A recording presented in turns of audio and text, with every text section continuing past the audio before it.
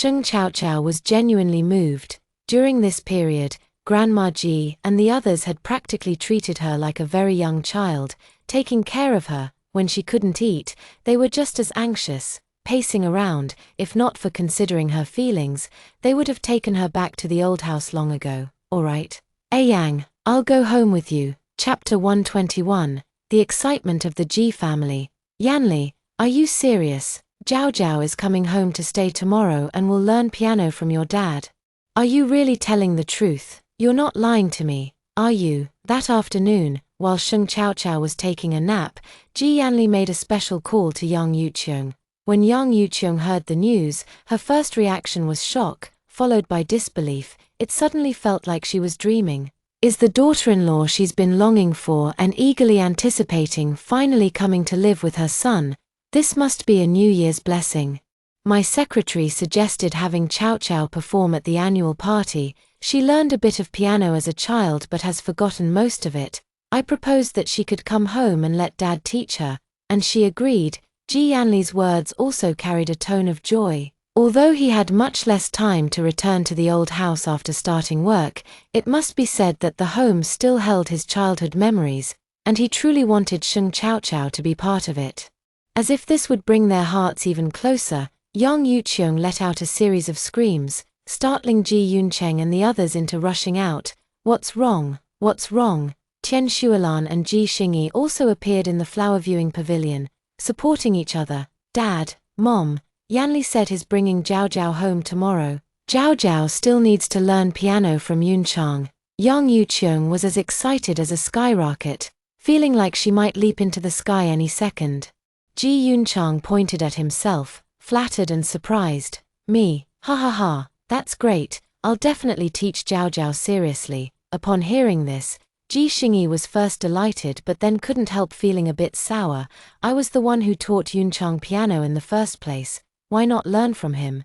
Ji Xingyi ended up muttering to himself, with no one paying attention to him except for Tian Xuelan, who glanced his way. After all, everyone's attention was focused on the news that Sheng Chaochao would be returning home soon. First, Yang Yuqiong excitedly called Butler Xia to her side and gave him a series of instructions. Steward Xia, tomorrow Yanli will be bringing Chaochao home. Make sure all the household staff and security personnel are careful not to offend her, or don't blame me for being ruthless. Steward Xia was startled, his expression turning serious. Yes, madam.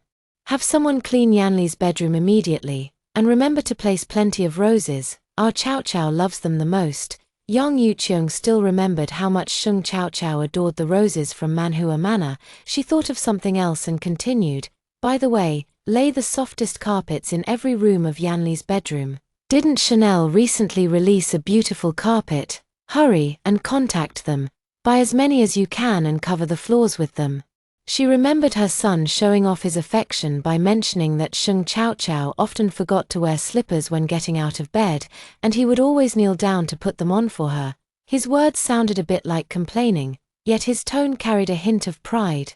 Yang Yuqiong had been tempted to pour cold water on his enthusiasm, but she held back, thinking it wasn't often she got to see her son so smug. Fortunately, this made her remember that Sheng Chaochao didn't like wearing shoes.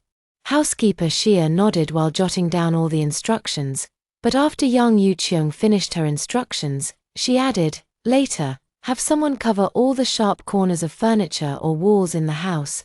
Chaochao's health is extremely important, she mustn't get bumped or tripped. Tian Xuelan listened and nodded earnestly beside them.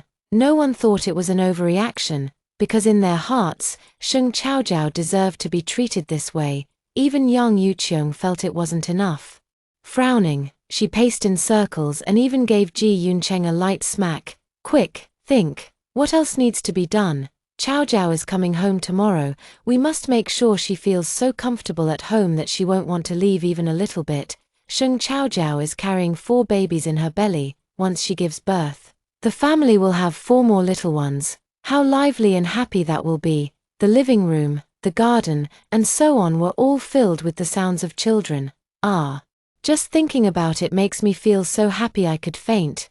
Ji Yuncheng also fell into deep thought upon hearing this, as did Yang Yuqiong, and the same went for Tian Shualan and the others. "Oh, I've got an idea. Butler Xia, go contact Aunt Wang right away and tell her she can return to the old house tomorrow. Have her get in touch with the kitchen staff. Zhao Zhao has been suffering from severe morning sickness lately. Go straight to the kitchen and announce that whoever can prepare food that Zhao Zhao can keep down without vomiting will have their year-end bonus doubled." Butler Xia's eyes widened in surprise. Such a generous reward.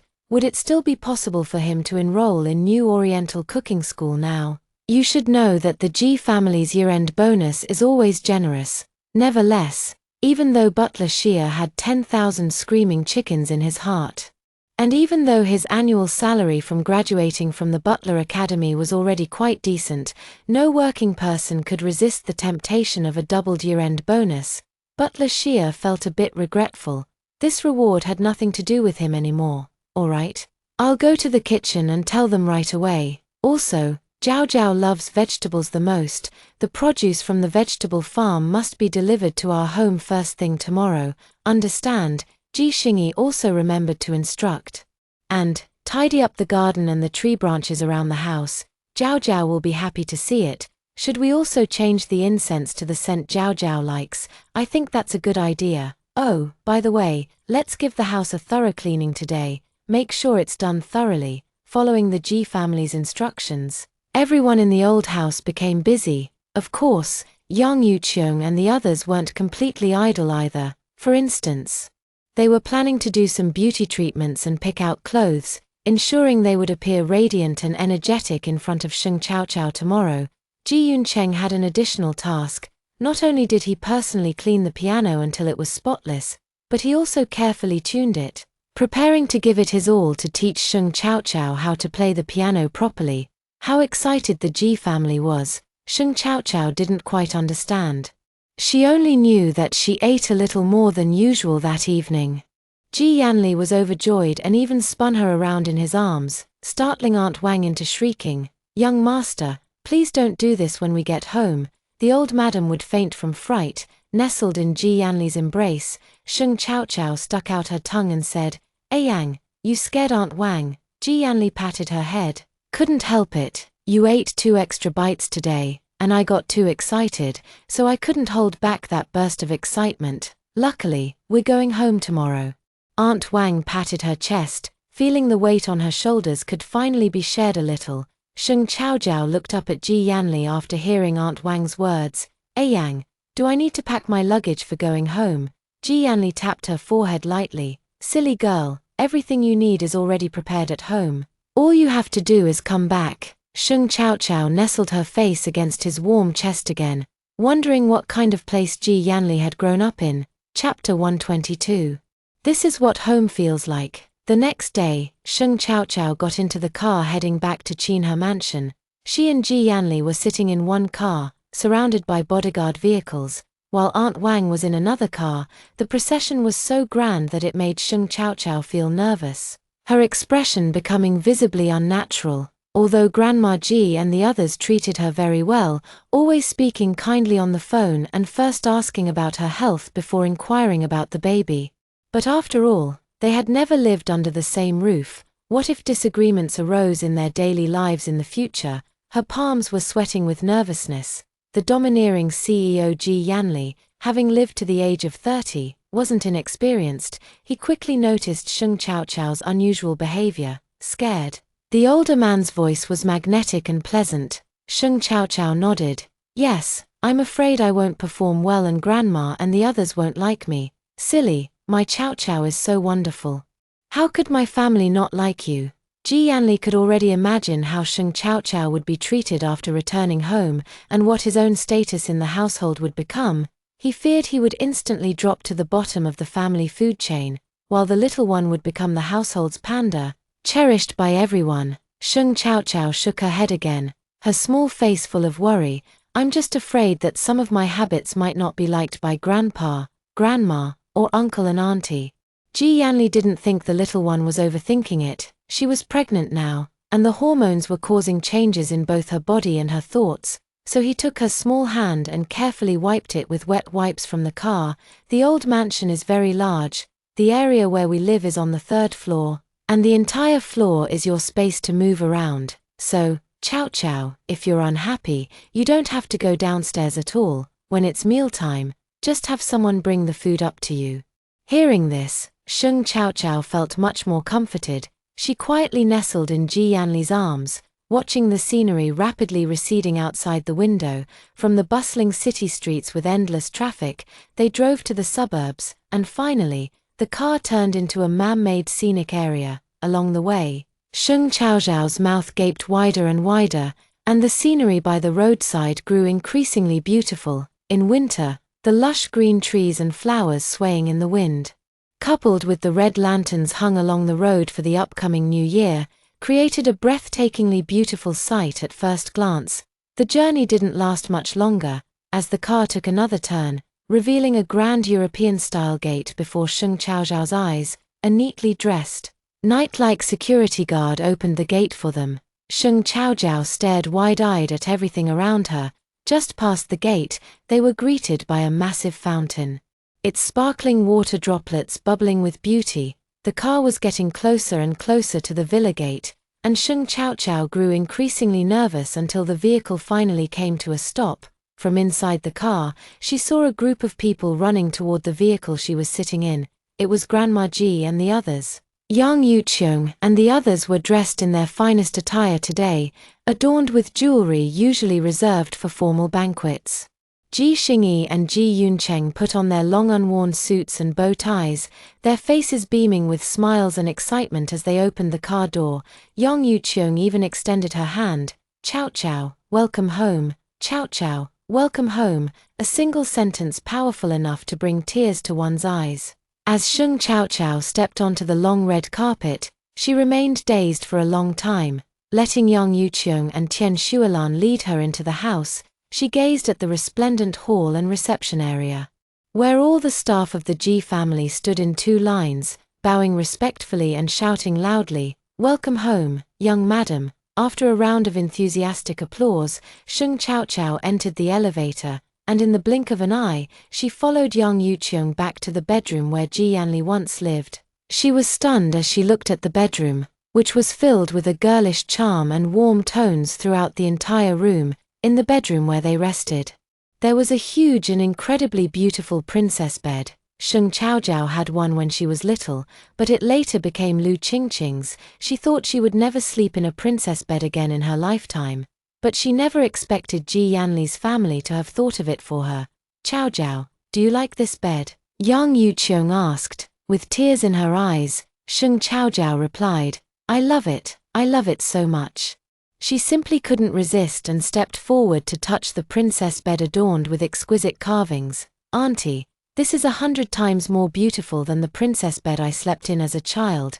"Chow Chow, as long as you like it." Sheng Chow Chow certainly loved it. Just this bed alone had already moved her deeply. She tilted her head slightly and unexpectedly spotted an incredibly delicate clock on the bedside table. The entire clock is shaped like a castle, entirely inlaid with gemstones and diamonds. "Chow Chow, this is a collectible Grandma bought during her trip to Europe. There's only one like it in the whole world. Grandma knew you'd love it, so she insisted on placing it where you could see it, to make you happy." Sheng Chow Chow's tears were on the verge of falling as she choked up and spoke to Tian Shualan. "Grandma, thank you. I love it so much. I'm so happy I feel like I could fly." Her words made the Ji family burst into laughter. Fortunately, Sheng Chow Chow was happy. Their past efforts had not been in vain. The elders of the Ji family then gathered around her to show her the dressing table, walk-in closet, and accessory room. The accessory room, aside from hats, sunglasses, scarves, bags, and the like, was filled entirely with jewelry that Tian Shualan and Yang Yuqiong had gifted to Sheng Chow Chow. Each piece was carefully selected and displayed in the jewelry cabinet. They couldn't resist pulling Sheng Chow Chow along to introduce each item one by one, explaining the origins of these accessories. Sheng Chow Chow gazed at the sparkling jewelry in the display cabinet and the beaming elders of the Ji family surrounding her, yet she still burst into tears. How could she possibly deserve to meet them? They made her feel as if she had returned to the days when her mother and grandparents were still alive. Sobbing uncontrollably, she turned and hugged Yang Yuqiong tightly. "Thank you, Mom. I really love it here. I love everything about this home." Yang Yuqiong, completely enveloped in Sheng Chaozhao's embrace, let out a delighted scream and hugged her back, pointing at her fluffy head as she spoke. "Ah, did you hear that? Chao Chao called me mommy. She called me mommy."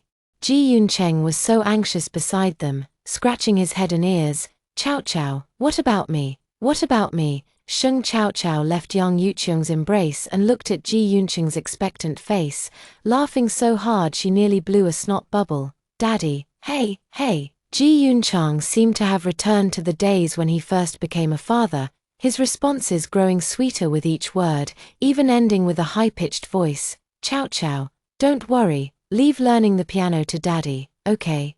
Daddy promises to teach you well." What about us?" Tian Shuilan and Ji Xingyi were displeased, looking at Sheng Chaozhao with jealous expressions. Sheng Chaozhao, who had been crying and laughing all day, shouted loudly, "Grandpa, yes." Ji Xingyi's eyes crinkled into narrow slits with joy. "Grandma, ah." Tian Shuilan immediately went up and hugged Sheng Chaozhao tightly, making Ji Yanli, who couldn't even squeeze in, extremely jealous. He almost wanted to shout out loud, "That's my wife. Only I can hug her." Chapter 123, Showing Off Affection. What Ji Yanli had been dreading still came to pass. The real reason he had been reluctant to bring Sheng Chaozhao home was that he knew once they returned, the place by her side would no longer be his. Just like now, in the dining room. Today was Sheng Chaochao's first lunch at the Ji household, and the family had specially instructed the kitchen to prepare a lavish meal, apart from the dishes Sheng Chaochao used to enjoy. The chefs of the Ji family all showcased their culinary skills, presenting their signature dishes one by one on the table. The dishes were exquisitely prepared and abundant, filling the entire table. She couldn't take her eyes off them. Yang Yuqiong and Tian Shuilan were so delighted they couldn't stop smiling. Pulling Sheng Chaozhao to sit between them as they occupied the seats on either side of her, Ji Xingyi and Ji Yuncheng quickly followed suit.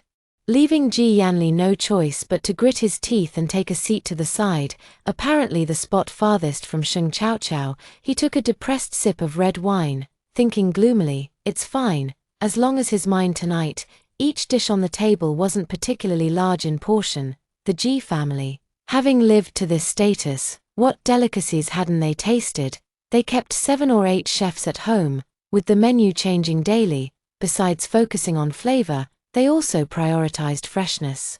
Hence the large vegetable garden maintained at home. Life was carefree and joyful. Although Sheng Chaochao's childhood was comfortable, it clearly couldn't compare to the extravagance of the Ji family. She thought even a state banquet might not compare to today's lunch. With a slight sniff, the dishes were a feast for the eyes and nose. Each plate so beautifully presented and delicious that she didn't know where to start with her chopsticks.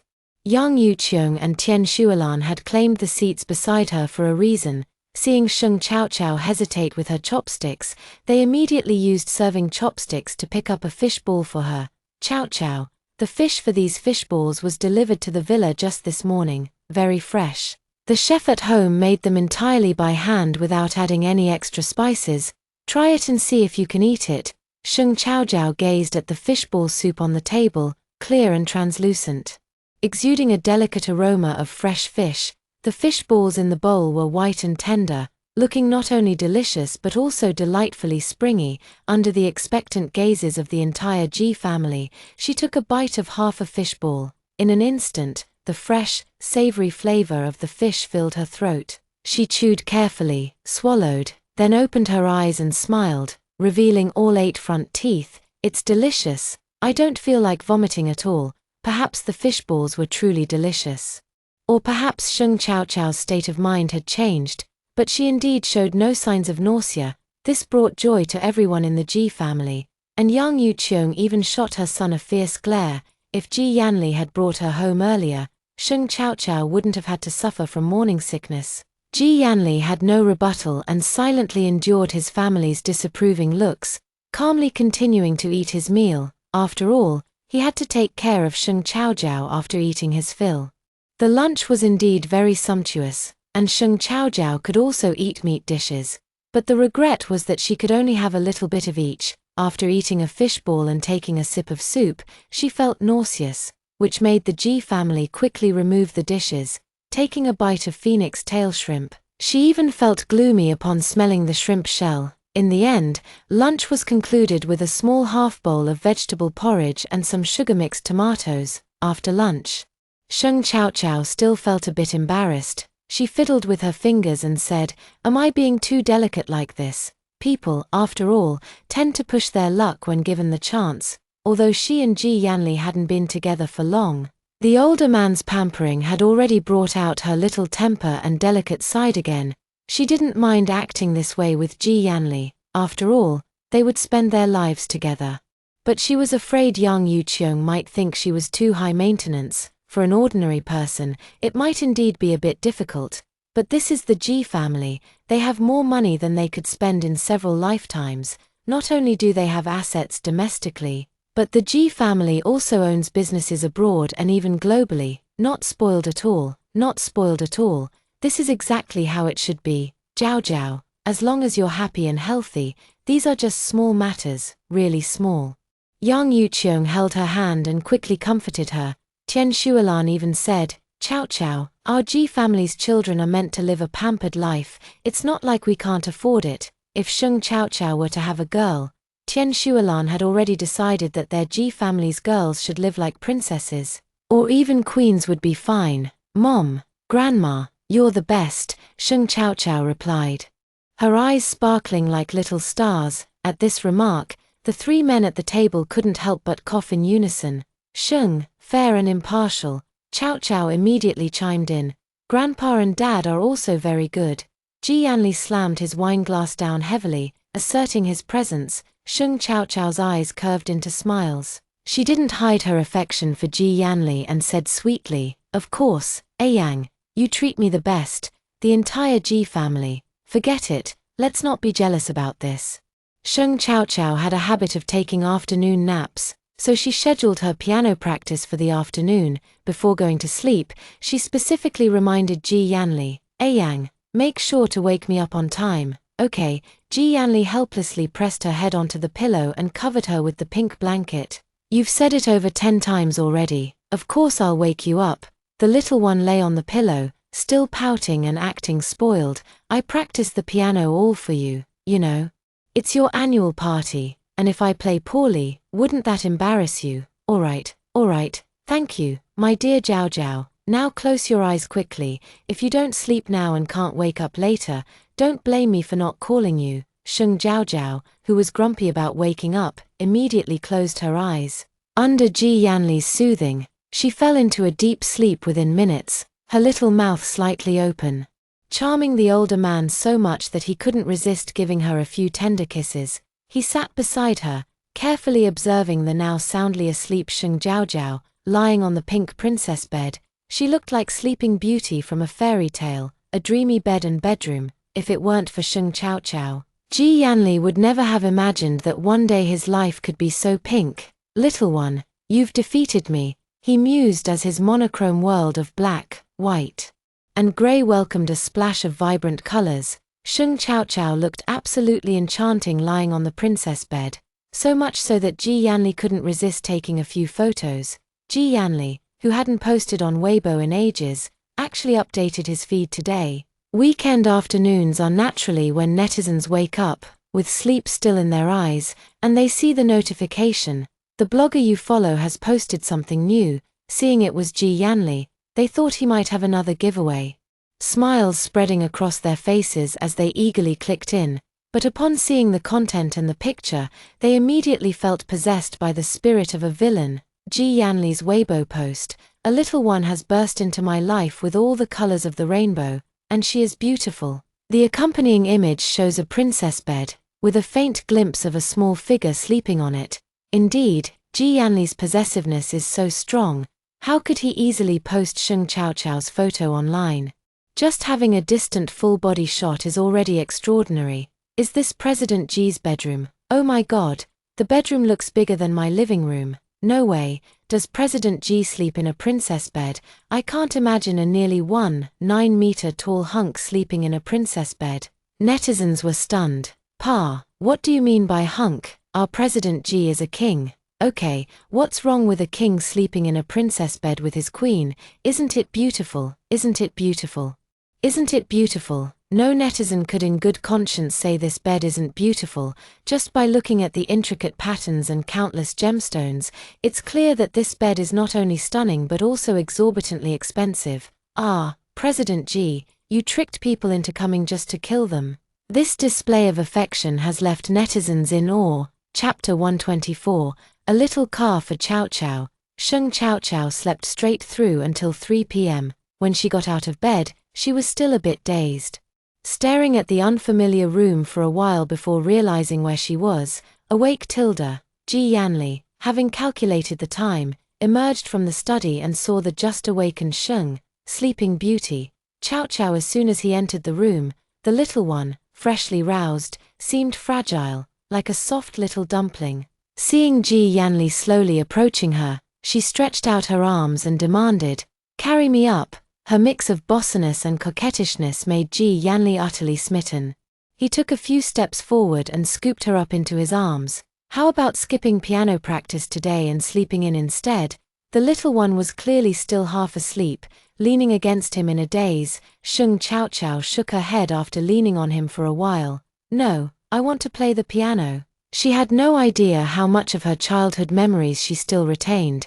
Ji Yanli knew that once the little one made up her mind, she wouldn't change it easily. He held her quietly, waiting for her to fully wake up. Another 10 minutes passed, and Sheng Chow Chow indeed woke up, yawning delicately. "Yang, carry me to the bathroom, I want to freshen up." Alright, the bathroom was also transformed by Yang Yuqiong into something incredibly dreamy. If Sheng Chow Chow hadn't been mentally prepared, she might have thought she'd traveled into Barbie's world. It was so beautiful. Though it was also pink-themed, the combination was exceptionally pleasing.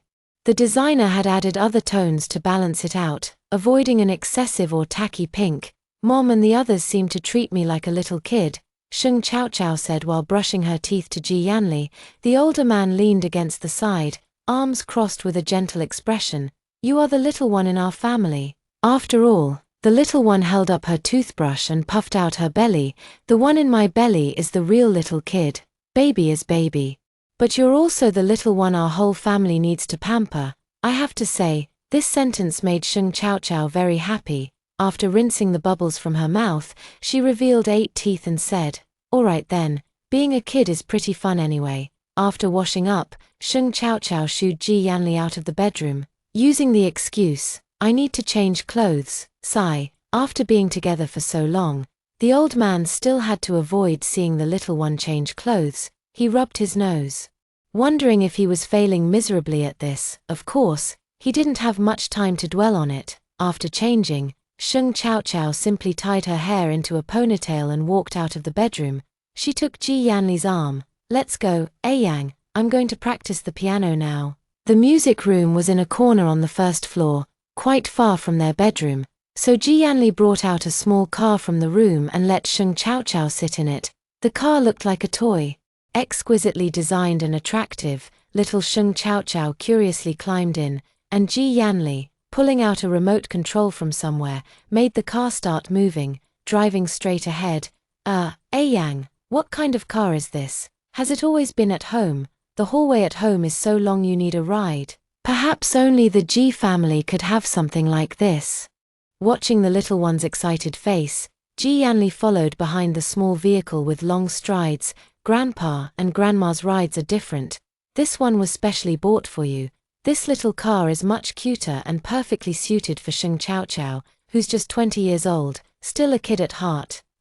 So that's how it is." Sheng Chow Chow gazed at the endless hallway, raising their hands like a superhero. Yang, faster, full speed ahead." How could the old man disagree? The little car sped up, his long legs following behind. Sheng Chow Chow excitedly wriggled in the seat. "Yang, hurry and get on. Can I drive over there?" Sheng Chow Chow's eyes were too bright. Ji Yanli simply couldn't refuse. He had no choice but to fold his long legs and squeeze into the petite, dainty family toy car. In the music room, Ji Yuncheng, dressed in a tailcoat and waiting for a long time, finally heard Sheng Chaochao's laughter. He sprang to his feet and swiftly opened the door. His smile deepened the wrinkles at the corners of his eyes, but before he could say anything, he saw his nearly 6-foot-tall son stepping out of his daughter-in-law's specially designated children's car. Yanli, you, he was about to scold his son for competing with Sheng Chaochao for the car, when suddenly Sheng Chaochao popped her head out from behind Ji Yanli. Daddy, Yang brought me to learn piano from you. Faced with the adorable Sheng Chaochao, Ji Yuncheng's expression changed instantly. Ah, then come with Daddy inside. The piano is very simple, and I'm sure a clever girl like Chaochao will learn it quickly. Dad, do you really need to wear formal attire just to practice piano at home? Ji Yanli frowned as he looked at Ji Yuncheng's elaborate outfit. He couldn't help but feel that his family members were somewhat like attention seekers, all vying for Sheng Chaochao's attention. CEO Ji Yanli wasn't very happy. What do you know? I've always been like this with the piano. This unlucky son insists on caring about things he shouldn't. After all, this was his first time teaching Sheng Chaochao to play the piano. How could he not take it seriously? Even his outfit was chosen by Yang Yuqiong.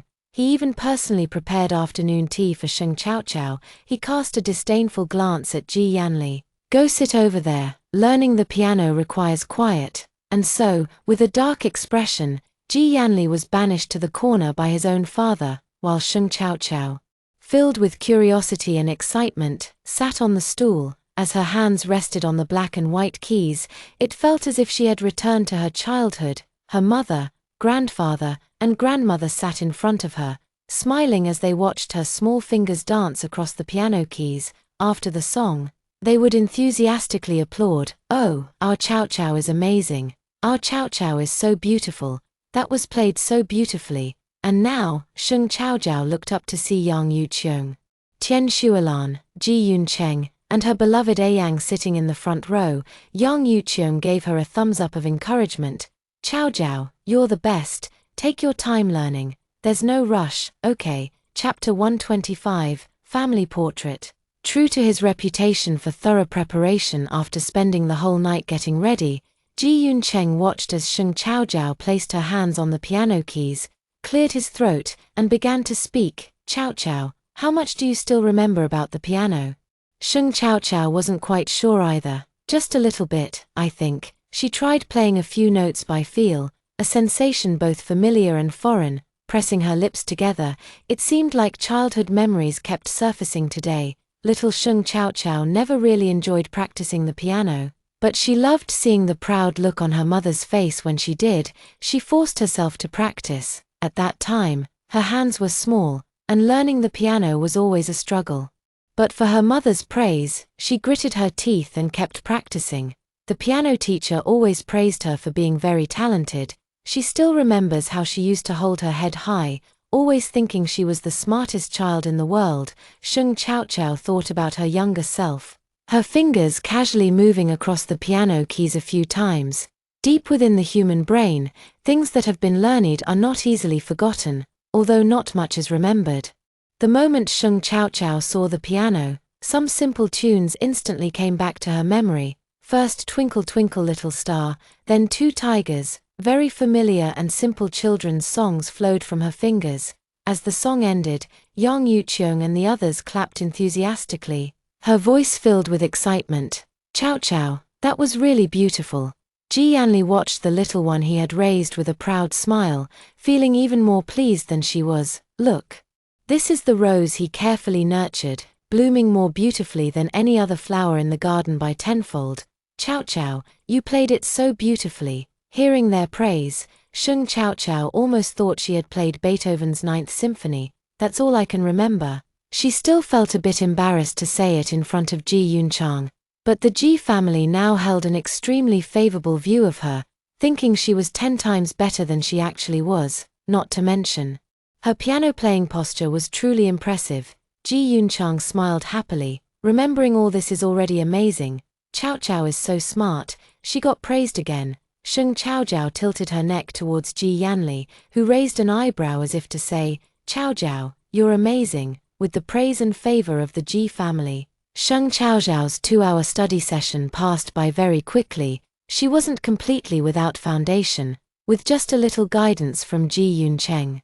She recalled what she had learned as a child. Now, she only needed to master one piano piece, and even if it meant rote memorization, the difficulty wasn't particularly high. After that, Sheng Chaojiao only needed 2 hours to roughly remember how to read sheet music and recognize the notes. 2 hours later, the entire Ji family wouldn't allow her to continue practicing. Yang Yuqiong and Tian Shualan were the first to pull her up, saying with beaming smiles, "All right, Chaojiao. The annual gathering is still a few days away. You only need to practice one piece, and you'll master it quickly. Your health is what matters most now. Don't keep sitting for too long. Let's take a stroll in the garden. After the walk, it'll be time for dinner." Yang Yuqiong also had Ji Yanli, who had been following them.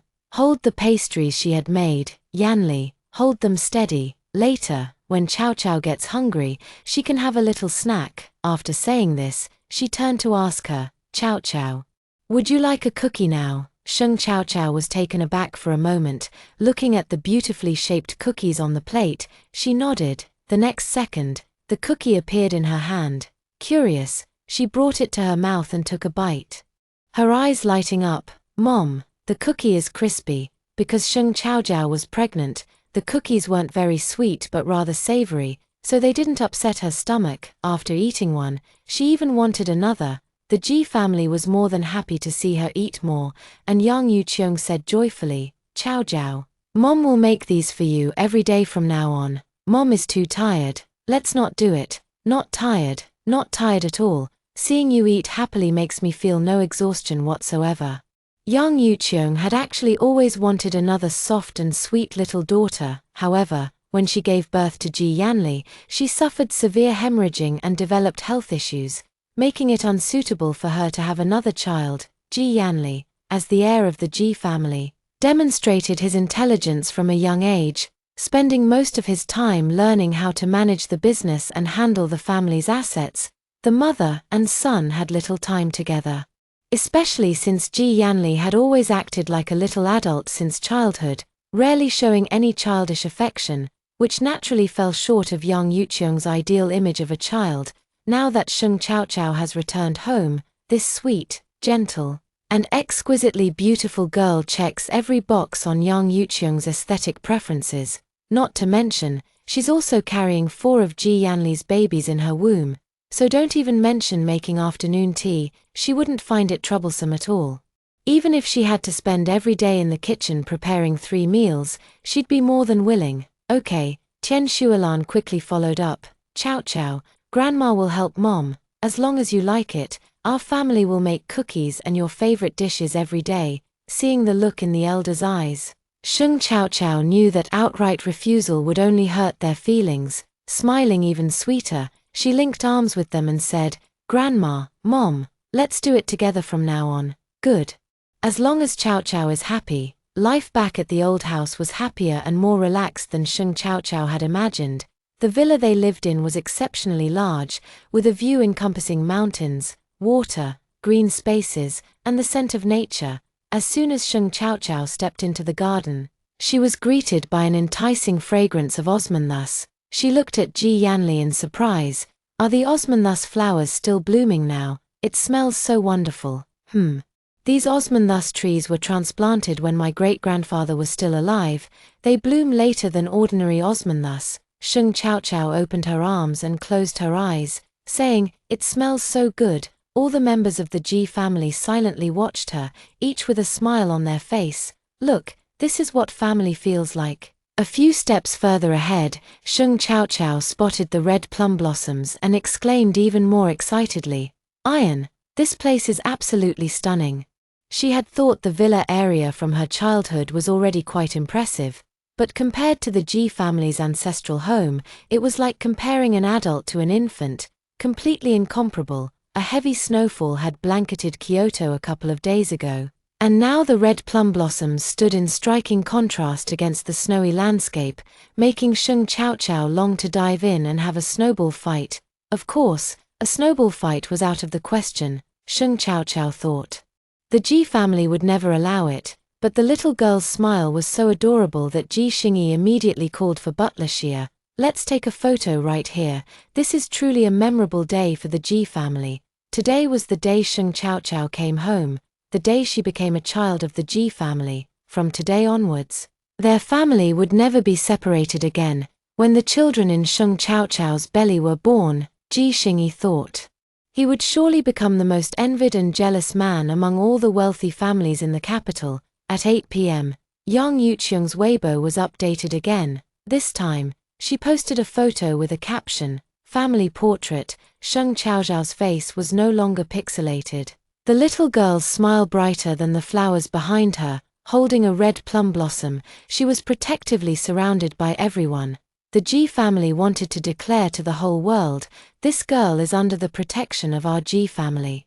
She's no longer the pitiful child of the past. No one can bully her anymore. Chapter 126, A Fairytale Family. The late-night photo release once again sparked heated discussions among netizens. Women who marry into wealthy families always spark discussions among ordinary netizens. Most netizens would offer their blessings upon seeing such news, while a small minority with darker mindsets would inevitably add their exaggerated comments. She'll be abandoned sooner or later. Comments like these are not uncommon, but they are quickly drowned out by the flood of well wishes from other netizens. For example, when Ding Shu and the others saw the Weibo post, they immediately shared it in their group chat. "Zhao Zhao, you look so happy now. Yeah, it feels like you've become even more beautiful, Zhao Zhao." By the time Sheng Zhao saw the messages, she was already lying in bed. She touched her face and replied with a smile, "Hey, I also feel so happy, so happy. So happy that it feels like I'm dreaming every moment." She put down her phone and couldn't help but touch her belly. The little one inside is already 4 months old. It's grown a bit bigger than at 3 months. And the doctor said in another month the little ones will start moving in the belly. But with 4 little ones crowded in one place, won't they end up fighting? The thought that the doctor mentioned the babies might be a bit underweight after birth filled her with guilt and sadness. What if, because of her, the babies aren't healthy after they're born?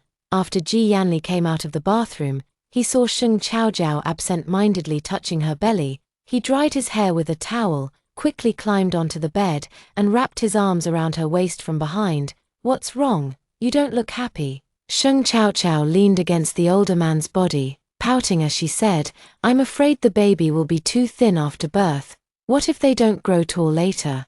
Ji Yanli smiled and held Sheng Chaochao's hand. "How could that be? The baby is our child, they'll definitely inherit our genes, they'll surely grow up tall, beautiful, and smart." Sheng Chaochao touched her belly. "Really, of course it's true, don't overthink it, okay." Ji Yanli kissed her cheek. "How about I give the little ones some prenatal education?" Ever since the babies were 3 months old, whenever Ji Yanli had time, he would recite the 300 Tang poems to Sheng Chaochao's belly or talk about poetry. In short, education should start from an early age, and prenatal education is better sooner than later. Sheng Chaochao didn't object at all. Instead, she happily nestled in his arms, listening to his gentle, magnetic voice as she gradually drifted off to sleep. Just before falling asleep, she was still thinking, "It's so good to be home." Life back at the Ji family's old residence was truly wonderful. Even Aunt Wang seemed happier, spending her days experimenting with dishes alongside the kitchen staff. Sheng Chaochao's morning sickness was gradually easing. Though she still didn't eat much meat, it was a relief that she could now tolerate a little lean meat in her vegetable porridge. The entire Ji family was overjoyed by this significant progress. Sheng Chaochao's piano skills also improved rapidly, bringing a constant smile to Ji Yunqing's face. His complexion even brightened noticeably, and he prioritized her lessons above all else every day. He even declined most gatherings with old friends before the new year. When asked for the reason, he proudly replied, "Haha, I'm teaching my daughter-in-law to play the piano. Our Chaochao will be performing at the company's annual gala this year." His expression radiated the same pride as when his own daughter had performed at a Children's Day event years ago. Their close friends couldn't help but feel that Ji Yunchang and his wife were being a bit too good to their future daughter-in-law. One might even mistake Sheng Chaochao for their daughter and Ji Yanli for the live-in son-in-law. Of course, without the Ji family needing to say much, the high society circles soon got wind of this news. The Ji family was simply extraordinary. The future father-in-law teaching his daughter-in-law to play the piano, while the future mother-in-law prepared afternoon tea for her. Even Ji Xingyi and his group weren't spared, they were just there as spectators. What do you think they're learning it for? You really don't know. They're preparing to make a stunning appearance at the annual gala. This news first spread among the elite circles, and it wasn't long before it went viral online. Netizens didn't believe it, thinking it must be marketing accounts spreading false rumors. Since when does a future daughter-in-law of a wealthy family perform for employees? But when employees of the G Corporation saw the news, they spun their chairs around, sprang up like coiled springs, and rushed to the HR manager's office. Holy shit. Is it true what's being said online? Is the CEO's fiancée really going to show off her skills at the annual party? The HR manager blew on her freshly brewed coffee and replied with elegant self-satisfaction. Wow, how did you convince Mr. G? Isn't he the jealous type? Usually, he's so stingy about posting photos online. How come he's willing to let his fiancée shine at the annual party now? Oh, silly you. It must be our Miss Chow Chow who agreed first. How could Mr. G refuse? He had no choice but to reluctantly agree, tears in his eyes. The employees were all delighted. Many employees from various departments were already rehearsing after work hours for the annual gala performances. Upon hearing that Sheng Chaochao was also practicing hard, and even being personally coached by the former CEO, Mr. G, they had nothing left to complain about. After all, they were being paid overtime. All that was left was to buckle down and get it done. As the annual gala drew nearer, Sheng Chaochao became increasingly familiar with the piece she was practicing. She didn't even need Ji Yuncheng to teach her. She could play Poor Yuna Kabiza with her eyes closed. Ji Yanli quietly watched his rose, his sunflower, his jiaojiao. At this moment, Sheng Jiaojiao was free and happy. The shackles that bound her soul were gone. She was unburdened. And the obstacles that blocked her light had vanished. She became dazzlingly beautiful. In the middle of Sheng Chaochao's performance, Ji Xingyi couldn't resist and took out his violin. Seizing the opportunity to join in the duet, the music became even richer, with the piano and violin making Poor Yuna Kabiza the perfect piece for a tango. For example, Ji Yuncheng, who had nothing to do, walked up to Yang Yuqiong and extended his hand, saying, "Your Majesty, may I have the honor of dancing with you?" Yang Yuqiong scolded him with a laugh but still extended her hand. Though they were no longer young, the grace and beauty they carried would not fade with time. Tian Shualan reached out to Ji Yanli at this moment, saying, "It wouldn't be too much to ask you to dance with your grandmother, would it?" Ji Yanli glanced at Sheng Chaochao, who was immersed in the music festival, and smiled as he lowered his head. "Grandma, how could this be?" Butler Xie appeared at the doorway at some point, tears streaming down his face as he captured the scene before him with a camera. This family was so beautiful it made one feel as if they were living in a fairy tale. Chapter 127. This can't be real, it must be a dream. Steward Xie was so moved that tears streamed down his face, crying uncontrollably, yet his hands remained remarkably steady as he recorded the scene before him. Look, how harmonious and joyful their family is. Sheng Chaochao reveled in the beauty brought by the music. As the piece ended, she opened her eyes. "Yang, you all." Only now did she realize why the latter half of her piece had flowed so smoothly. It was because Ji Xingyi had guided her through it with his violin. "Grandpa, thank you, your violin playing was truly beautiful." When Ji Xingyi smiled, it almost seemed as if his white beard turned black. "Ha ha ha, it's still you, Chow Chow, who played beautifully. Grandpa was just following your melody. Ha ha ha." The music ended, and so did the dance. Yang Yuqiong let go of Ji Yuncheng's hand and ran excitedly to Sheng Chaochao, giving her a hug. "Oh, Chaochao. It's been so long since I've danced as happily as I did today. If we could do this every day from now on, that would be absolutely wonderful." The Ji family's house was large, but there were too few people in it. Ji Yanli didn't come home, so the 4 elderly folks at home could only pass the time by going fishing, playing cards, occasionally checking reports for investment and financial planning, or else staring blankly at the children of friends or neighbors. The house was as still as stagnant water. No matter how lively they were, they lacked the youthful vigor. Sometimes young Yuqiong and Tian Shuilan even thought, why not be like other families where mothers-in-law and daughters-in-law didn't get along, and just have a daily quarrel? That way, they'd have something to do. And Ji Xingyi and Ji Yuncheng would also have something to do, comforting their wives every day. Wouldn't that add a little color to life? After all, watching fashion shows, buying jewelry, clothes, bags, and getting beauty treatments could get boring day after day. Why don't you go out and work? Oh, that's not an option. A person can die of boredom, but not from being annoyed to death by work. With Ji Yanli working at home, and Ji Xingyi and Ji Yuncheng occasionally helping out, they're destined to live a life of leisure. It's just that middle and old age might be a little boring. But now Sheng Chaochao has arrived, adding one more little person to the family. She's lively, cheerful, smart, and adorable, so charming that flowers bloom and tires burst at the sight of her, instantly bringing vibrancy to the household. They're no longer bored, spending each day playing with, guiding, and doting on the little girl, while also looking forward to the time when the family will have 4 children. Just thinking about it makes one feel that if the plain and uneventful days of the past decade were the price for the family bliss to come, that's enough already. Enough is enough. Young Yuqiong hugged Sheng Chaochao and swayed back and forth. Chaochao, you're simply the little lucky star of our family. You're so adorable.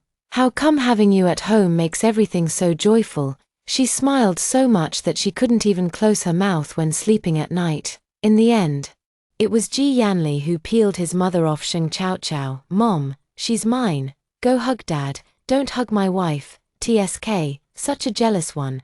Chaochao is really lucky to have fallen for someone like you.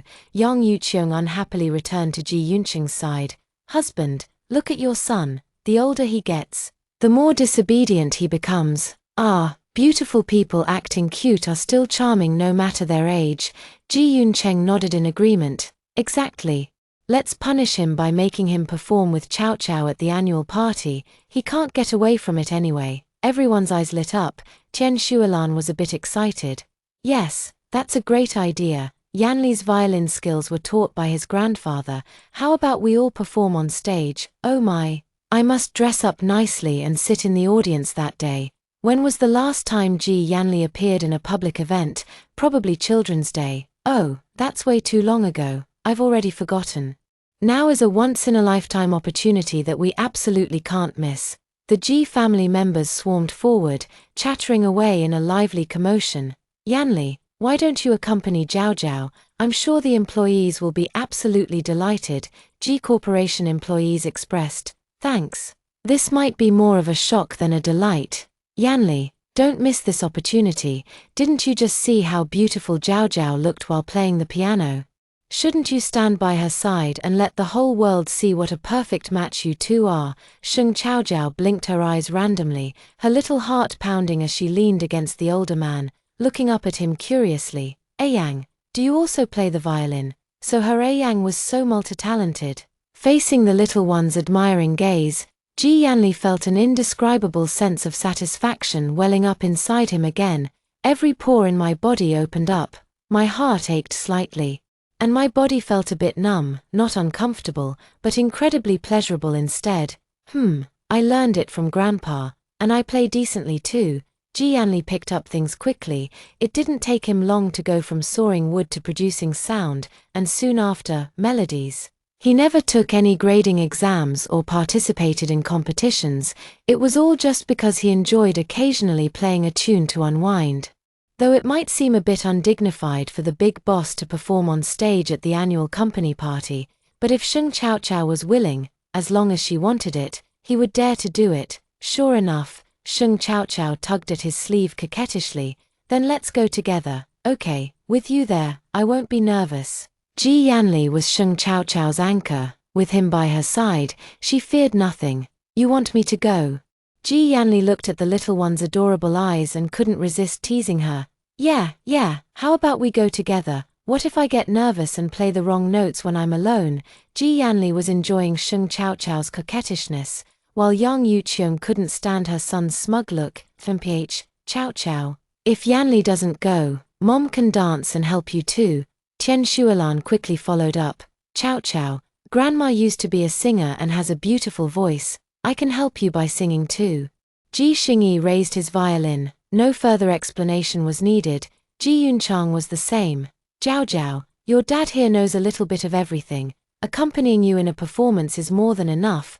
They were like a group of parents scrambling to attend their child's parent-teacher conference or sports day. This infuriated Ji Yanli so much that his voice boomed, echoing in the music room. Jiao Jiao is mine. Of course I'll be the one to accompany her. If he didn't speak up soon, there would be no place left for him by the little one's side. The old man took out his phone the next second and quickly made a call to Linda. Linda, inform the staff in charge of the annual meeting to add one more person to Jiao Jiao's performance. Linda was still a bit confused. Add who? Me? Ji Yanli hung up the phone. Completely disregarding Linda's reaction, she sat on the bed, enjoying a pleasant beauty sleep on the weekend. Staring at her phone, she felt as if she were dreaming. Then pinched her thigh hard. Ouch! The pain brought tears to her eyes. This is actually real. I can't be the only one suffering. I have to tell them. The second person to be affected was, of course, the HR manager, who repeatedly confirmed, Linda, are you sure you're not sleep-talking? Of course not. The call ended. And the HR manager slapped himself. Smack. So it was actually true. No way. I can't be the only one this shocked.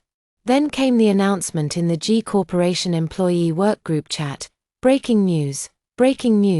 In 2 days at the annual gala, President G will perform alongside Miss Chao Chao, posted 3 times. Yet the employee group chat remained silent. Is it the end of the world? Did I just read that our President G is going to perform for us? Chapter 128, Annual Gala. The G Corporation employees seemed dazed the day before the annual party, as if they had lost track of time. The annual party arrived as scheduled. With a large number of employees in the G Group Corporation, the management rented an entire stadium to accommodate everyone for the event and facilitate performances. The scale of it was no less grand than a celebrity concert. Ji Yanli actually disliked such extravagant displays. He would rather convert the money into bonuses for the employees than spend it on something that seemed rather impractical. The employees are exhausted. But is not exactly idle either, so the annual gathering is essentially a big reunion every 3 years, and this year happens to be the 3rd year. That's why Sheng Chaochao and Ji Yanli both performed on stage. How could the other employees not take it even more seriously? At the very least, in the last 2 days, the employees practiced desperately. Making a mistake in such a setting would be quite embarrassing. Backstage, Sheng Chaojiao was surrounded by a group of people holding food, their eyes sparkling as they looked at her. Miss Chaojiao, are you hungry? Would you like some snacks? Is it too cold? Is the heating in the venue too low? Are you thirsty? Here's juice, cola, tea, coffee, and plain water. Sheng Chaojiao's face turned red. She was wearing a candy-colored dress, with pink as the main hue and white feathers sewn in layers along the hem, looking adorable and youthful. But Ji Yanli, worried that Sheng Chaojiao might catch a cold, specifically had a white inner lining added. Though it wasn't quite as good as a sleeveless design, her face carried it off perfectly. She was about to say something when a knock at the door interrupted her, and a cold voice came through. Aren't you all going to rehearse the script? What are you doing here? Oh, so these were today's hosts. No wonder the G family's employees are so talented. Hosting a broadcast is just a piece of cake for them. The hosts ran off in embarrassment, sticking out their tongues, partly to avoid Ji Yanli's icy glare. With the hosts gone, only the 2 of them remained backstage. While the rest of the staff were in other rooms preparing the outfits, today's show would open with Sheng Chaochao, who wanted to set the stage early so she could sit back and enjoy the rest as an audience member. Is it cold? Today, Ji Yanli was dressed in an exquisite black tailcoat, with ruffled cuffs at the wrists. Looking as regal as a king on a journey, He reached out to touch Sheng Chaochao's forehead and arms, asking with concern. Sheng Chaochao shook her head. The heating is strong. I'm not cold, she was just a little nervous. The older man noticed Sheng Chaochao's quickened breathing and held her tighter. Don't be afraid, I'm with you. Yeah. When everything was ready, the audience fell into complete silence. The G Corporation employees held up glow sticks. Their eyes fixed intently on the pitch-black stage. A beam of light appeared, revealing Sheng Chaochao seated beside the piano in a candy-colored gown, her jet-black hair cascading like a waterfall down her back. Wow! Gasps of amazement erupted from the audience. Yang Yuqiong tightly covered her mouth, the camera held steady in her hands. Their mornings are truly beautiful. As the piano melody settled into a rhythm, another spotlight illuminated the side, and Ji Yanli appeared before the employees for the first time, holding a violin. Oh my God, oh my Lord, oh my mother, I can't believe I get to see such a side of President Ji in my lifetime. On stage, Ji Yanli playing the violin looked every bit like a count or the long-awaited prince of a royal family. His eyes were as beautiful as the starry sea, and he stood quietly to the side, seemingly looking at the sheet music but actually keeping his gaze fixed on the young girl beside the piano. The two of them performed in perfect harmony, and the enchanting music spread to the hearts of every employee. It feels like I believe in love again. Yes, just watching the perfect pair on stage now. Love doesn't seem so far away from them. Maybe it's worth trying again. What if the right person comes along? A melody, under the collaborative performance of Sheng Chaochao and Ji Yanli, was played with such tenderness, intricacy, and sweetness that it seemed just listening a little longer would make one blush. As the piece ended, Ji Yanli took his little one by the hand and stood up, then bowed to the audience below the stage. At that moment, everyone rose to their feet, clapping until their palms turned red. President Ji, you and the young madam will surely be happy together for a lifetime. The sound was so loud that everyone could hear it without a microphone. President Ji, may you and Miss Chaochao grow old together. President Ji, may your home be filled with children and grandchildren. May you have 18 sons. Ha ha ha ha ha ha ha ha. A single sentence had everyone laughing and crying for quite a while. And it took the four hosts a good deal of persuasion to finally calm everyone down and get them to continue watching the program. Sheng Chaochao, who had changed her clothes backstage, quickly sat down next to Yang Yuqiong and the others. Mom, did I play well? It was just like a child seeking praise from their mom after a Children's Day performance. Yang Yuqiong certainly didn't hold back her compliments, stroking the little girl's rosy cheeks. Chaochao is the best piano player I've ever heard. Sheng Chaochao blushed shyly and giggled. Hihi, not at all, Mom just loves teasing me. Haha, who made our Chaochao so adorable? If I don't tease you, who else should I tease? Sheng Chaochao clung to Yang Yuqiong's arm, coquettishly showering her with affection, completely forgetting about Ji Yanli, who had just accompanied her in the performance, watching the little one who had drifted miles away from him.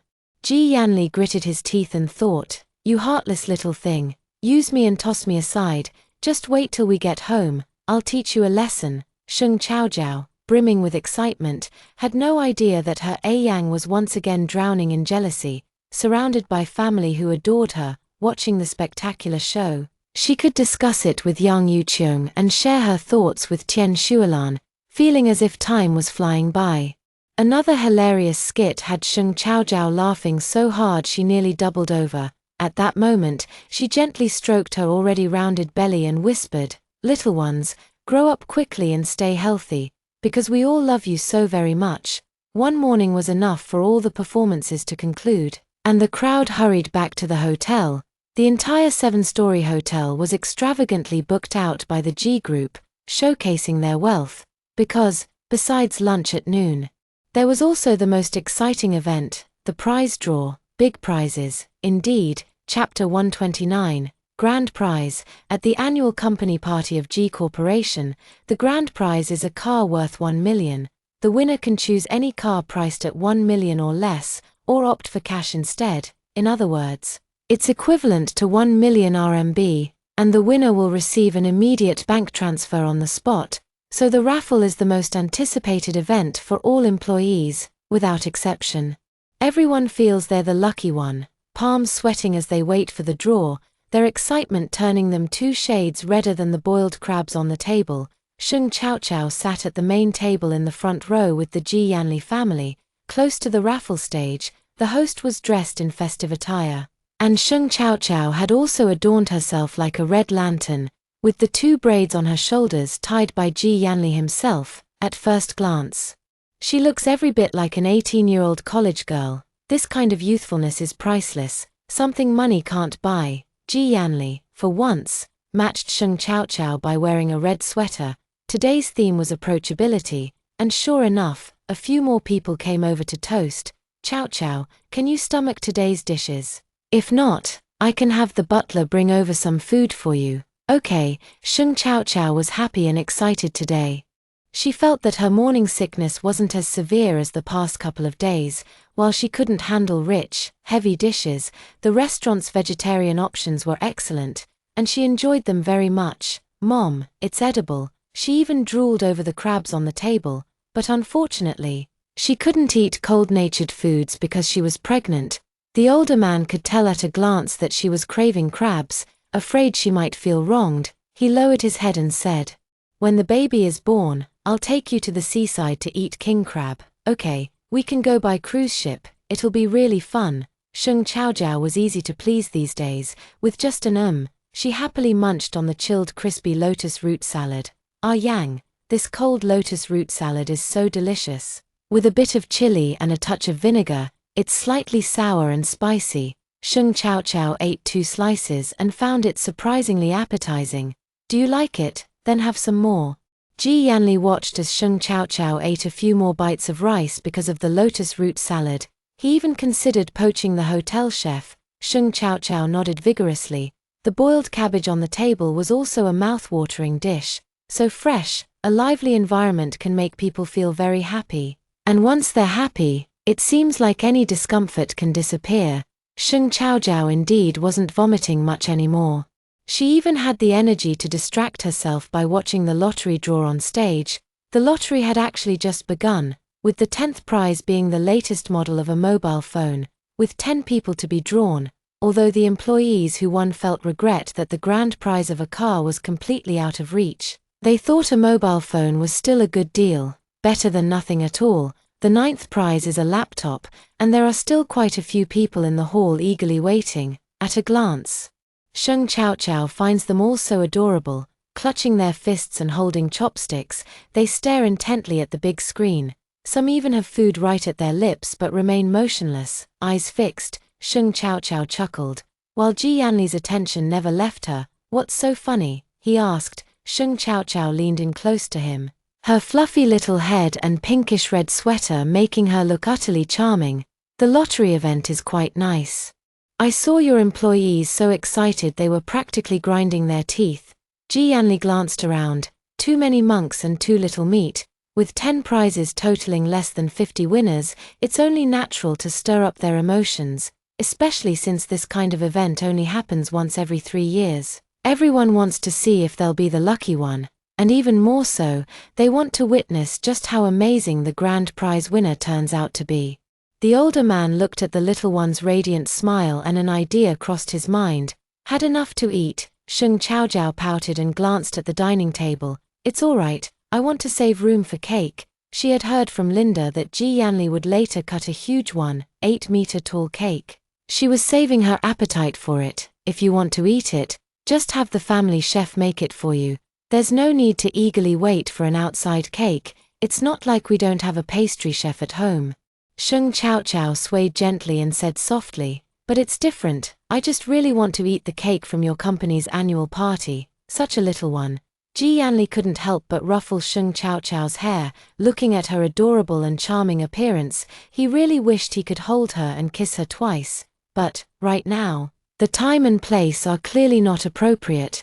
The older man suppressed the desire in his heart. "How about taking over the host's job and doing the prize draw?"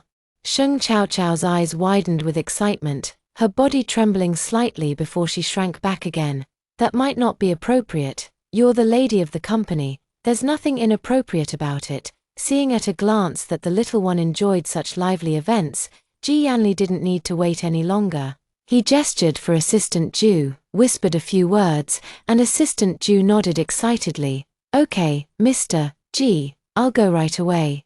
He immediately found the host in the corner and exchanged a few words. After that, everyone looked delighted, gripping the microphone with renewed energy. Coincidentally, the prize draw had reached its climax, the highly anticipated grand prize, a luxury car worth 1 million. Testing. The excited host delivered a brief introduction before the spotlight suddenly shone on Sheng Chaochao.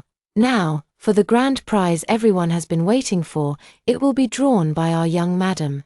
There was some restlessness in the crowd. "Let's see who the lucky one is today. Everyone, take a look at your colleagues around you. If it's him or her, a cup of milk tea is definitely on the way." On the 7th floor, while other floors could only watch the live broadcast, everyone was clapping and cheering excitedly. Of course, some people didn't care, thinking their luck couldn't possibly be that good. For example, an employee named Zhong Bo sitting in a corner on a certain floor.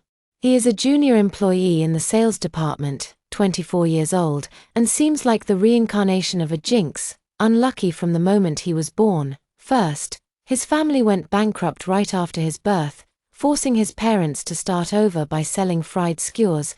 By the time he went to school, they had finally saved enough to buy a house, only for their shop to burn down, setting them back to square one.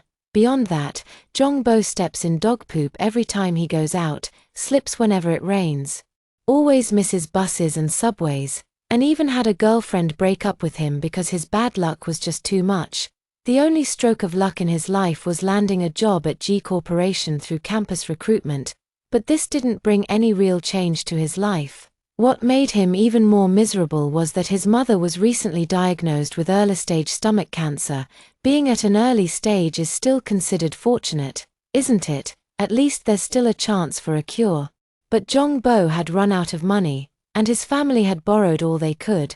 From the moment he learned about his mother's stomach cancer diagnosis, he began to wonder if he was truly jinxing them. Otherwise, how could his parents, who had been living smooth and carefree lives, suddenly face so many misfortunes after his birth? He thought, why not just end it all himself? Without him, his mother might still have a chance to live.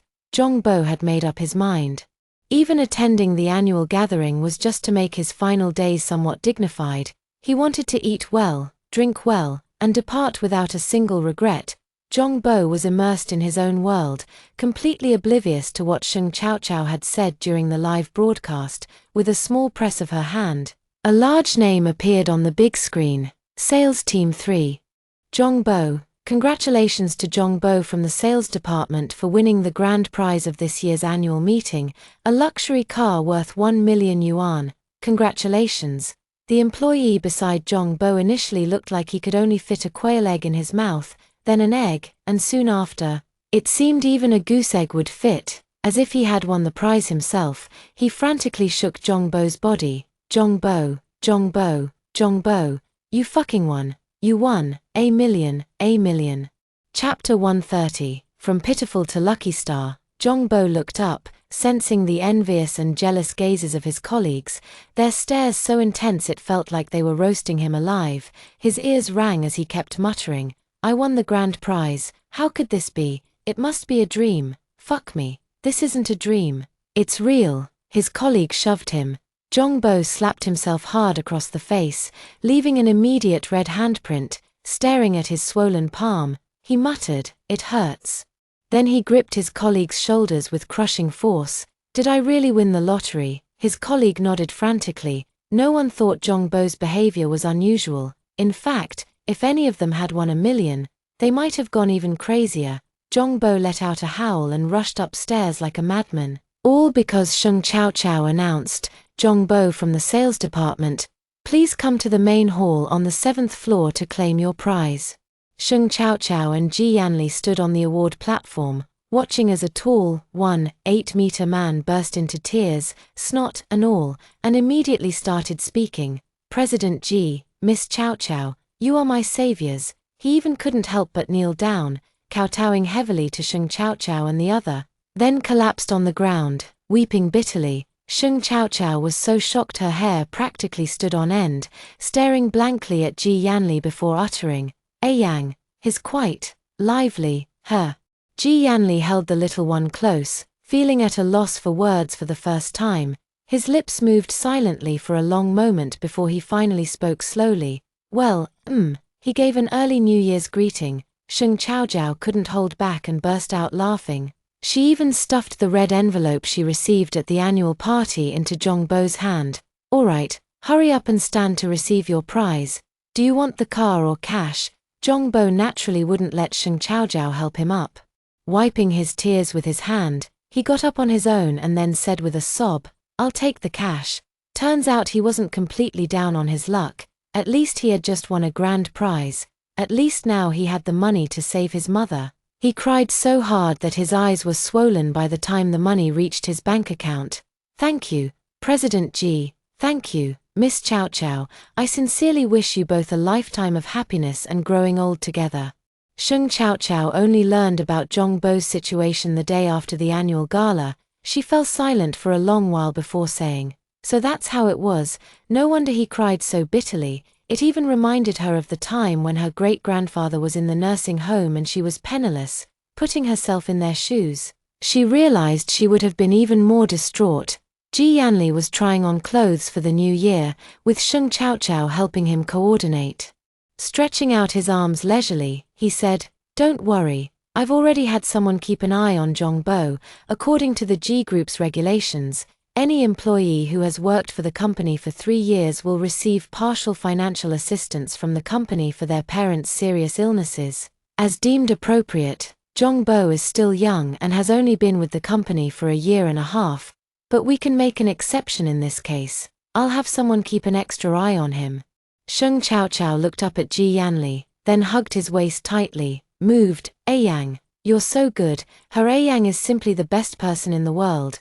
Ji Yanli was amused by Sheng Chaochao. He spun her around in his arms, then gently stroked her hair. "Silly Chaochao, I'm a capitalist. Even if I'm good, it's always for my own benefit. I just need to show a little generosity, and it can make employees feel deeply grateful to me. With some luck, I might even gain a highly capable and fiercely loyal employee. So, this investment won't really cost me much in the end. For example, the company could help Zhongbo's mother by referring her to better doctors and covering medical expenses as appropriate. But only if Zhongbo agrees to sign another 5-year employment contract, during which he must deliver a certain level of value.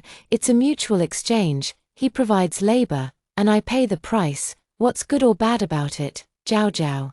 Just stay by my side from now on. Don't go out to work, otherwise, I'd be afraid someone might take you away." His little one was too naive, easily judging whether a person was good or bad. After all, the world isn't just black and white, and people can't simply be categorized as good or bad. Sheng Jiaojiao pouted, unhappy with Ji Yanli's words about her, because in her heart, Ji Yanli was the best person. "I don't care what anyone says, my Yang is the best and most amazing person. All right, whatever you say, Zhao Zhao." He stretched out his hand. "Do you still want to try on more clothes today? There's already a big pile of tried-on clothes on the bed." Yet Sheng Chaochao still hasn't decided what to wear for the new year. "Of course we have to try them on. This is our first New Year's celebration together after all, so they must dress up beautifully to welcome the new year." While the two were happily and affectionately picking out clothes, the video of the annual meeting of G Corporation was posted online. During the New Year holiday, office workers and students are already on vacation, idling at home with nothing better to do than pick at their toes. Surfing the internet is their greatest joy. When they saw the viral post about the living king of hell Ji Yanli accompanying Sheng Chaochao in playing the violin, their jaws nearly dropped to the floor in shock. When they saw the sports stadiums and luxury hotels hosting other companies' annual parties, their eyes turned green with envy. And when they saw the grand prizes at other companies' lotteries being brand new cars, while thinking about their own company's measly gifts of cooking oil, salt, soy sauce, vinegar, and tea, they couldn't help but fantasize about quitting on the spot. Even becoming a janitor at G Corporation would be a step up. Zhongbo's story was also shared by his relatives and friends. leaving netizens deeply moved, with many saying, "This is what you call a dramatic turn of events. A life of despair suddenly saw a glimmer of hope." I heard that the G Group has always had a policy of covering part of the medical expenses for employees' family members, as expected from someone I've always admired. This is truly amazing. Now, there was no need for the marketing department to advertise or chase trends.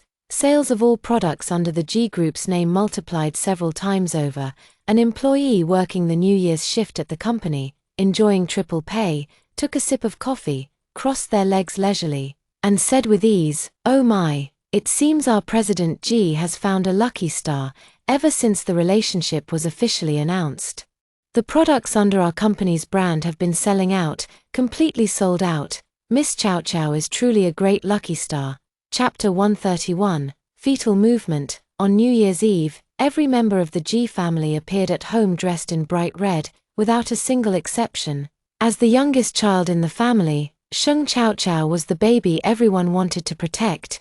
Yang Yuqiong even styled her hair into adorable Neza buns tied with 2 red ribbons, making her so irresistibly cute that Yang Yuqiong couldn't help but scoop her up and plant a big kiss on her little cheek. Of course, being caught by Ji Yanli, his entire face darkened like charcoal. "Mom!" Shouting loudly at the door, he crowded next to Sheng Chow Chow, his jealousy flaring up as he grabbed a tissue to wipe her face, but she deftly dodged. Her belly is already 4.5 months along, and because of the presence of 4 babies, it's noticeably larger than that of an average person. The loose-fitting clothes she wears outside make it less obvious, but today at home is different. The snug red hoodie perfectly accentuates her round, protruding belly, leaving the entire G family in a daze the moment they see it.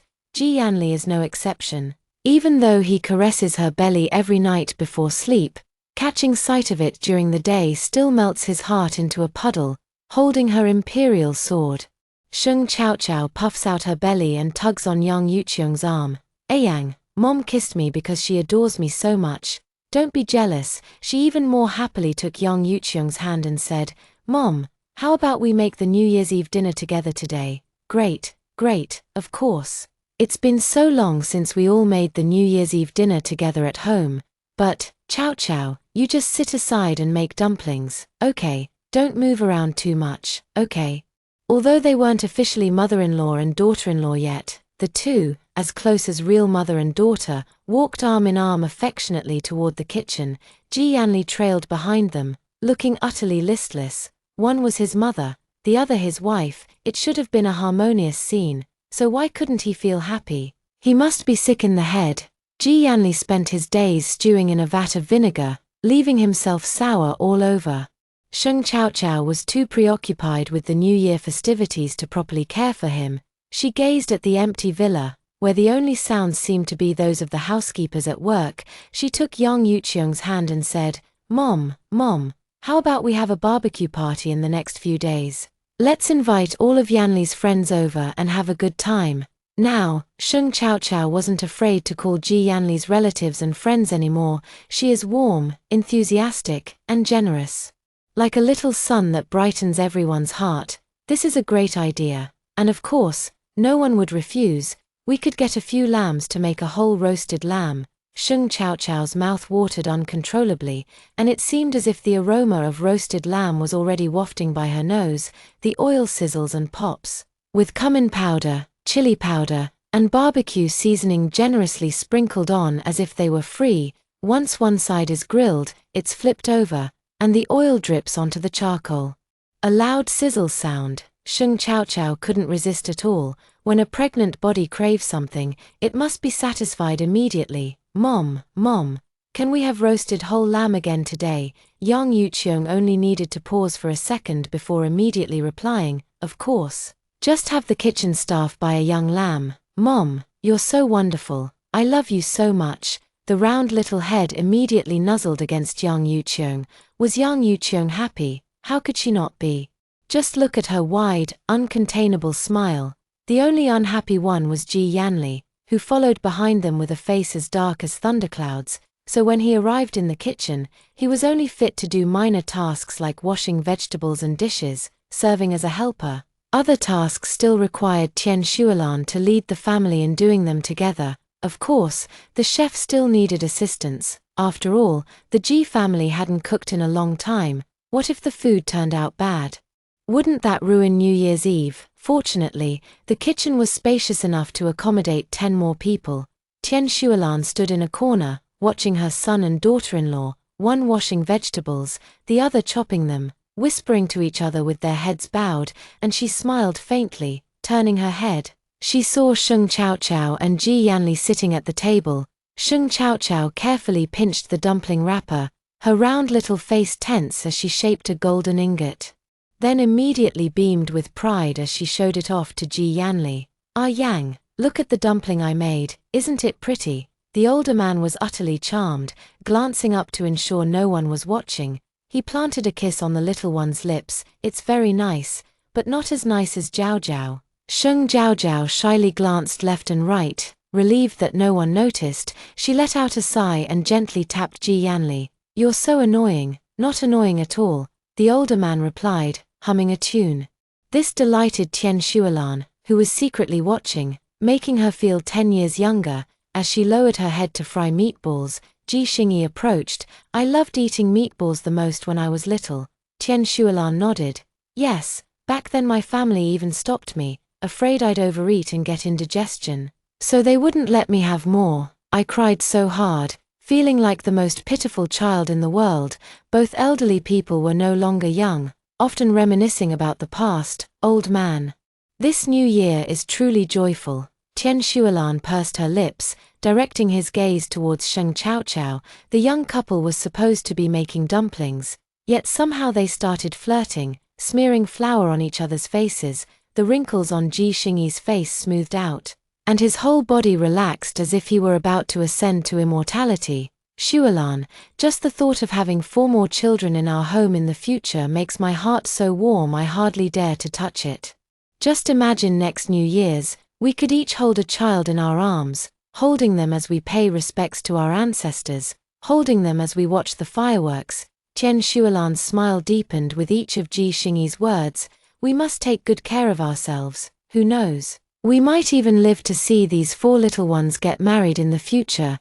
Ji Xingyi nodded excitedly. "Let me fry a few more, so Chaochao can have an extra couple later." "Alright, New Year's Eve dinner. New Year's Eve dinner, it's not like we can have a mediocre meal at noon either, right?" However, everyone's focus was on the evening, after lunch, except for Sheng Chaochao who needed a nap. The others were all busy with their own tasks. Butler Xia was naturally swamped as well. He had to arrange tonight's fireworks extravaganza and ensure that red lanterns were hung in every possible spot around the house. Not a single place could be missed. "Alright, make sure these 2 big lanterns are taken care of. The lights must not go out, understand?" The kitchen staff were also busy setting up the whole roasted lamb, and soon, wisps of smoke began to rise from the Ji family's open space, once the aroma of the roasted lamb spread. The neighboring villa owners caught its enticing scent. From a distance, they watched the bustling activity at the Ji household and remarked, "Ah, having 1 more person in the family really makes a difference during the new year. Old Mr. Ji, Mrs. Ji has been looking much younger lately. Who knows what charm the eldest Miss Sheng possesses that has won the hearts of everyone in the Ji family, making them all so fond of her." As the Spring Festival Gala approached, Sheng Chaochao was led by Ji Yanli to sit at the dining table, hand in hand. When the hosts appeared, they raised their glasses in toast. "Happy New Year! Happy New Year Tilda." Sheng Chaochao gulped down a large glass of juice and then let out a happy burp. Ji Yanli placed the lamb chops in her bowl. Worried she might struggle with chopsticks. "Eat with your hands, just wash them afterward." Tian Shuolan nodded. "Chaochao, it's fine. At home, you can eat however you like, with your hands. Today, everyone is gnawing on bones with their hands." The more time Sheng Chaochao spent with the Ji family, the more she realized their love for her knew no bounds. Her eyes brimmed with tears, but she didn't cry. Instead, she smiled and said, "Okay." With that, she happily lowered her head to gnaw on the small lamb chop, coated in cumin, barbecue powder, and other seasonings. The lamb chop was so delicious that one bite felt like ascending to heaven. "Ah Yang, Mom and Dad, Grandpa and Grandma. Hurry up and try the lamb chops. They're absolutely delicious." Just as she was about to take a second bite, Sheng Chao Chao felt something unusual in her body. The lamb chop fell onto the dining table. The Ji family stood up in alarm, with Ji Yanli looking particularly anxious. "What's wrong? Are you feeling unwell?" Sheng Chao Chao once again felt that unusual sensation, and tears still fell from her eyes. She pointed to her belly with her greasy little fingers. Ayang, just now, I don't know which little one it was, but they kicked me." Ji Yanli froze in place. Chapter 132, Happiness. On New Year's Eve, Ji Yanli was overjoyed to the point of madness. Feeling like the happiest man in the world, he even wanted to pick Sheng Chao Chao up and spin around a few times. But that was definitely not an option. Tian Xuelan and the others would have blasted him with cannons, so he could only press his face against Sheng Chao Chao's belly and say, "Little one, I'm your dad. I'm your dad, can you move a little for me?" Tears welled up in everyone's eyes, including Tian Xuelan's, as they watched Sheng Chao Chao and Ji Yanli intently. Everyone held their breath with great patience. Unsure whether a minute, 5 minutes, or 10 minutes had passed, Sheng Chao Chao's belly moved again, and a tiny foot kicked Ji Yanli right in the face. The seasoned businessman, who had dominated the corporate world without shedding a drop of blood, instantly reddened around the eyes. Touching his face, he looked up and said, "The baby really moved." Sheng Chao Chao's tears were gently wiped away by Ji Yanli as he stood up. "Don't cry, the little ones know it's New Year's Eve too, and they just want us to be happy. As their mom, shouldn't you be even happier?" Sheng Chao Chao wiped her tears messily on Ji Yanli's clothes, laughing and crying at the same time. After finally calming down, she pointed at the lamb chops and said, "The little ones moved because I ate lamb chops. They must love them too, so I should eat a few more pieces." How could Ji Yanli disagree? Of course, as long as you can eat them, all the lamb chops are yours. Tian Xuelan and the others were beaming with joy, and except for Sheng Chao Chao, everyone couldn't resist having a little drink, their cheeks flushed red from the alcohol, their eyes brimming with happiness. What is a New Year's Eve dinner if not a leisurely feast that stretches into the next year? Counting down to the Spring Festival Gala's final moments. 3, 2, 1. The bell rings for the new year. Happy New Year. At the same time, Butler Xia ordered the prepared fireworks to be lit. Indeed, setting off fireworks is no longer allowed in the capital, but Taihe is an exception. As it's located far out in the suburbs, a long distance from the city center, the specially customized fireworks soared into the sky with loud bang, bang, bang sounds. Ji Yanli stood up, bundled the little one up snugly, put on her bright red hat and gloves, then took her hand and said gently, "Chao Chao, let's go watch the fireworks." "Yeah." Sheng Chao Chao nodded vigorously. At this moment, her eyes held only her Ayang, with no room for anyone else. Some say the bond between husband and wife surpasses all other relationships in the world. As long as both spouses prioritize each other over their children or parents, it means the family's overall direction is on the right track. Just like now, under the dazzling fireworks, Ji Yanli held his beloved little one close, letting her lean against him as they watched the blooming display. "Tell me if you feel cold." "Okay." Ji Xingyi also led his wife Tian Xuelan out. "Xuelan, another new year has come. It's so wonderful to have you by my side." In a quiet corner, Ji Yuncheng pulled a baked sweet potato from his pocket and placed it in Yang Yuqiong's hands. "The first time I saw you was at a sweet potato stall. So many years have passed in the blink of an eye, and now we're about to become grandparents. Happy New Year, my dear." Yang Yuqiong looked at the baked sweet potato in her hands with teary eyes. As a wealthy heiress, no one knew she had a fondness for sweet potatoes, but eating too much of this stuff makes one gassy, so she never dared to indulge much when she was younger. Later, Ji Yuncheng found out and patted his chest to reassure her, encouraging her to eat without worry. He even joined her, and the two became farting champions together, laughing endlessly at each other. Happy New Year, half and half. The roasted sweet potato was divided into 2 portions. A middle-aged couple hid under the sky full of fireworks, happily munching on the sweet potatoes. Beside him was Sheng Chao Chao's excited voice. "Oh my God, Ayang, look, that's a phoenix, a phoenix. The fireworks bloomed into the shape of a phoenix, so beautiful it was like a scene from a fairyland. The little one wriggled out of Ji Yanli's arms and dove headfirst into the snow, with the backdrop of beautiful fireworks blooming. Ayang, hurry up and take a photo of me. I want to remember today forever. Butler Xia appeared out of nowhere, with a DSLR camera hanging around his neck, smiling like the Maitreya Buddha. Young master. Young madam, let me take a photo for you. Sheng Chaojiao pulled Ji Yanli to her side. Thank you, Grandpa Butler. Yang Yuqiang in the corner wasn't pleased. She wiped her hands with a wet wipe and ran to Sheng Chaojiao's side. I want to take photos too. Although it was dark, the fireworks lit up the sky. Countless red lanterns brightened the surroundings as if it were daytime, and with Butler Xia's photography skills, every shot was a masterpiece. Even when Yang Yuqiang lay in bed posting on Weibo, she found that none of the photos needed editing. She uploaded them all directly to her homepage. Tian Shualan and the others didn't want to fall behind either, keeping up with Yang Yuqiang's pace. Though not the quickest, they still managed to post their photos. While holding the drowsy little one in bed, Ji Yanli saw his family's Weibo posts. With a cold laugh, he quickly uploaded the photos he had saved to his own Weibo. The core content, of course, was all about praising Sheng Chaojiao. During the New Year holiday, there were plenty of netizens staying up late and browsing the internet. On the first day of the new year, I was so jealous that I shut myself away. All I can say is that these two have completely changed my perception of wealthy families. Turns out those stories about being doted on by the in-laws are actually real. Ji Yanli and his wife openly shared their happiness, and while some offered blessings, others couldn't help but feel envy and resentment. Take Xiao Jingxian, for example, who was still clinging to false hope. As she watched Sheng Chaojiao's radiant smile, tears of helpless jealousy streamed from her eyes. How could she have lost? Chapter 133, The Banquet.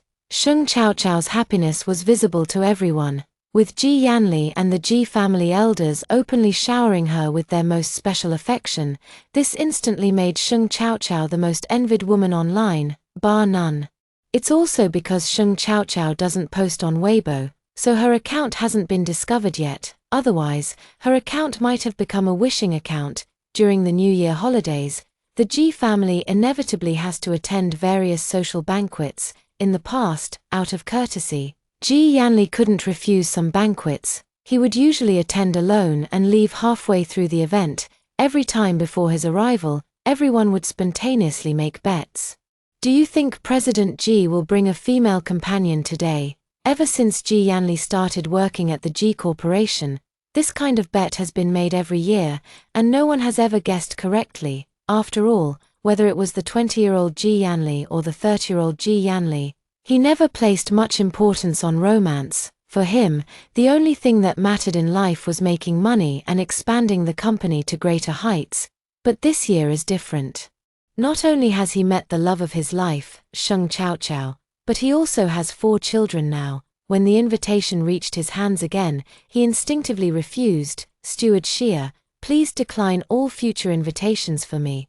Zhao Zhao's health is at its most critical stage now, and I can't rest easy leaving her alone at home. As for taking her to the banquet, ridiculous. With so many people and gossip at such events, if anything were to happen, he'd be ready to kill himself with regret. Yang Yuqiang and others also received numerous invitations. Seeing Ji Yanli refuse outright, they initially wanted to argue, but considering Sheng Zhaozhao's increasingly prominent pregnancy and the genuine concern of leaving her unattended, especially Sheng Chaojiao, perhaps she only wants Ji Yanli by her side. It's fine not to go. Our family doesn't need to network or build connections at banquets anymore. After all, the Ji family itself is the connection. Alright then. Yanli can stay home and accompany Chaojiao. As for those banquets, let us old folks attend them. Ji Xingyi felt that now was the moment for him to step up. Ji Yanli was very grateful for his family's tolerance towards him and Chaojiao. Then you all sit, I'll go check on Chaojiao. Sheng Chaojiao was completely unaware of this. No matter how big the troubles were, they couldn't affect her. She was now thriving in the Ji family, carefree and blissfully ignorant of the world's complexities. As soon as the new year passed, She quickly found a new hobby. Every day, she would face numerous flowers and plants, carefully studying them with books in hand, until finally having a sudden realization. Yang, I figured out how to make the pregnancy oil. After I finish making it, you must apply it carefully for me, okay? This was what the little one said to Ji Yanli while lying on the bed, her fair and tender little feet playfully wiggling. All Ji Yanli wanted to do was kiss her. Then he nodded in agreement. From then on, Sheng Chaochao would spend her free time at home studying her stretch mark oil. She learned from a certain book that as the belly grows bigger during pregnancy, many stretch marks would appear. She was startled by the photo. The little one had always been particular about her appearance. How could she possibly allow stretch marks to cover her belly?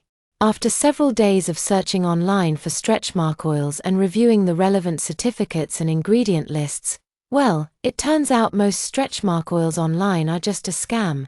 This left Sheng Chaochao quite displeased. Isn't it just about removing wrinkles? What's the difference between those on the belly and those on the face? As a member of the Sheng family, she inherited her great-grandfather's excellent gene for identifying plants. She refused to believe she couldn't develop a good pregnancy oil. Once Sheng Jiaojiao had a goal, her whole spirit was invigorated. She no longer suffered from morning sickness and looked much more energetic. It's just that every morning when she did prenatal yoga, it scared Ji Yanli so much he broke out in a sweat.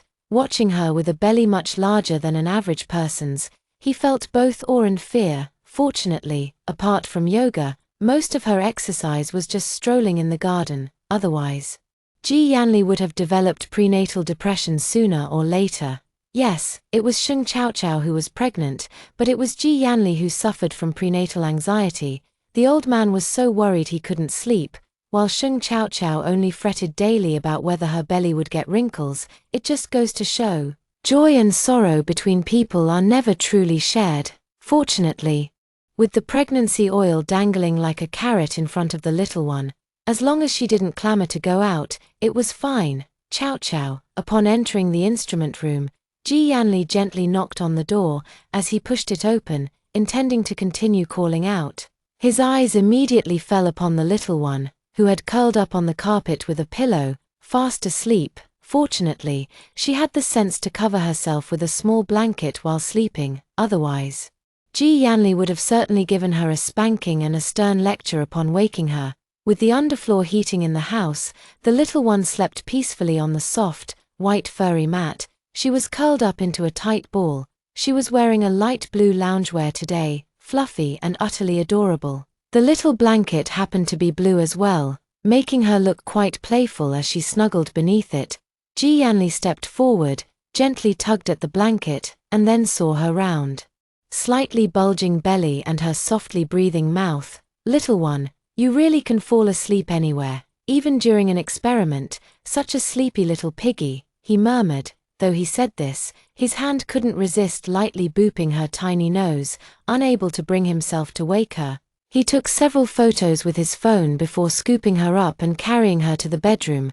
When Sheng Chaochao was placed on the bed by Ji Yanli, she let out a soft whimper, then rolled over and continued to sleep soundly. She slept straight through until evening. At that very moment, Ji Xingyi and his companions made a grand appearance at the cocktail party. The host of the banquet was a longtime friend of Ji Xingyi, slightly older by a few years, turning 79 this year. Seizing the auspiciousness of the new year, he held an 80th birthday celebration in advance, inviting numerous wealthy elites and some A-list celebrities to liven up the atmosphere. The Ji family's arrival at the scene immediately drew everyone's attention. Whether it was the helmsman of major family businesses or the young and promising talents, they all approached with wine glasses to greet them.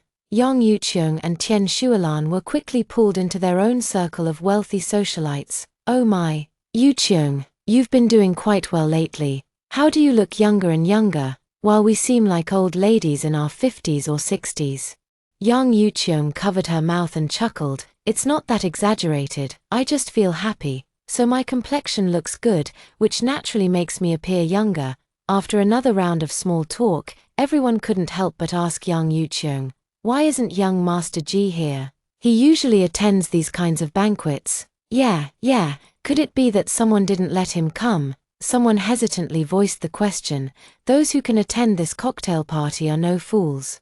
They all know they're talking about Sheng Chaochao. Sheng Chaochao's identity has long been an open secret in their circle, a discarded daughter from a minor wealthy family.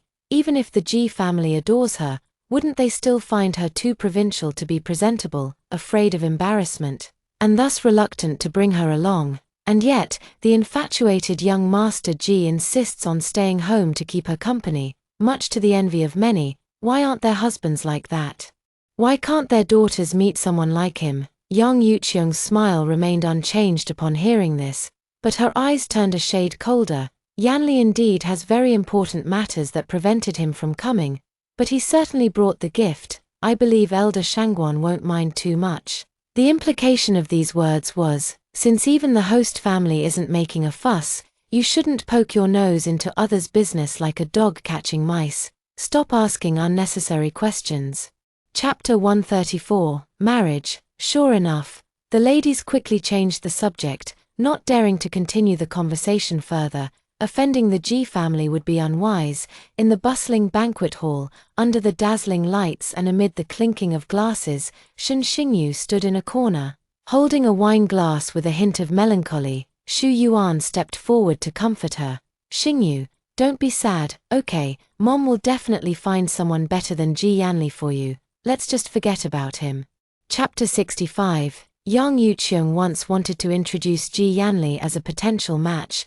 Shen Xingyu lowered her head and said, Mom, how could there ever be anyone better than Brother Li? Why is she so lucky? She was referring to Sheng Chaochao. Xu Yuan looked at her daughter's despondent state and deeply regretted ever taking her to the Ji family. In the end, it was all young Yuqiong's fault. Her son was already involved with someone, yet she still arranged a blind date, giving her daughter hope only to leave her in despair.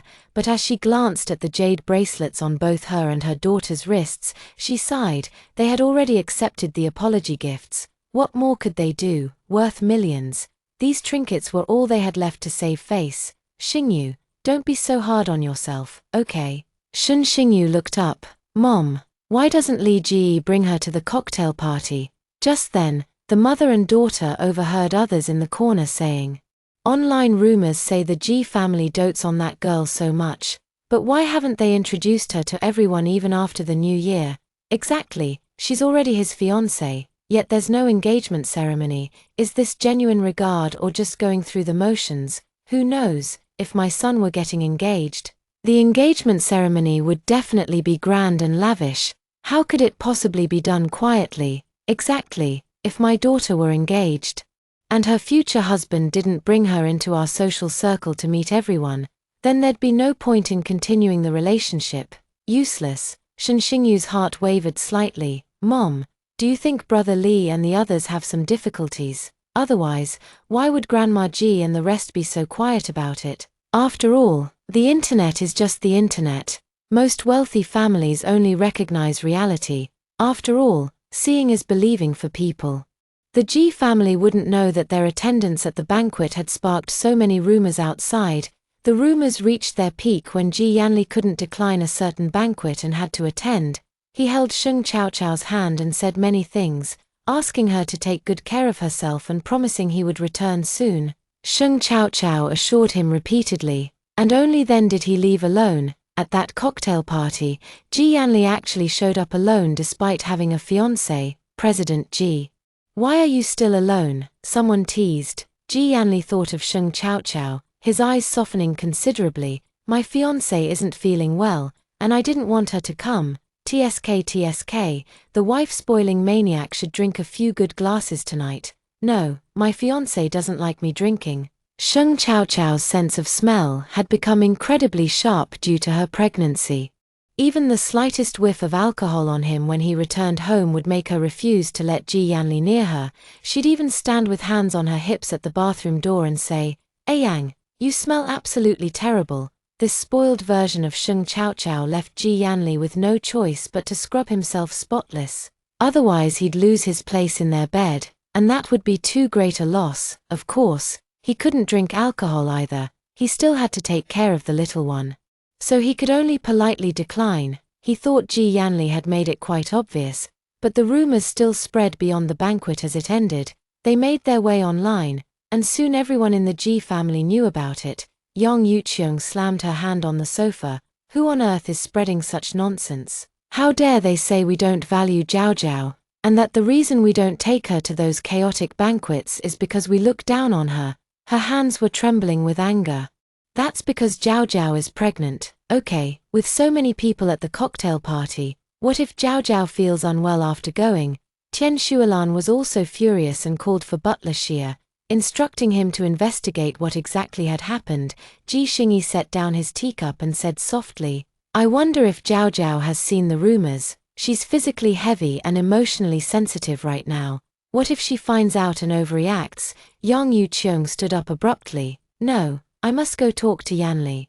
We can't let Zhao Zhao misunderstand us. As for Sheng Chaochao misunderstanding the Ji family, how could that be possible? She's not a fool. No matter how sensitive she might be, she wouldn't doubt Ji Yanli's kindness toward her. So here's Ji Yanli holding her and carefully explaining, I'll get to the bottom of who started spreading these rumors.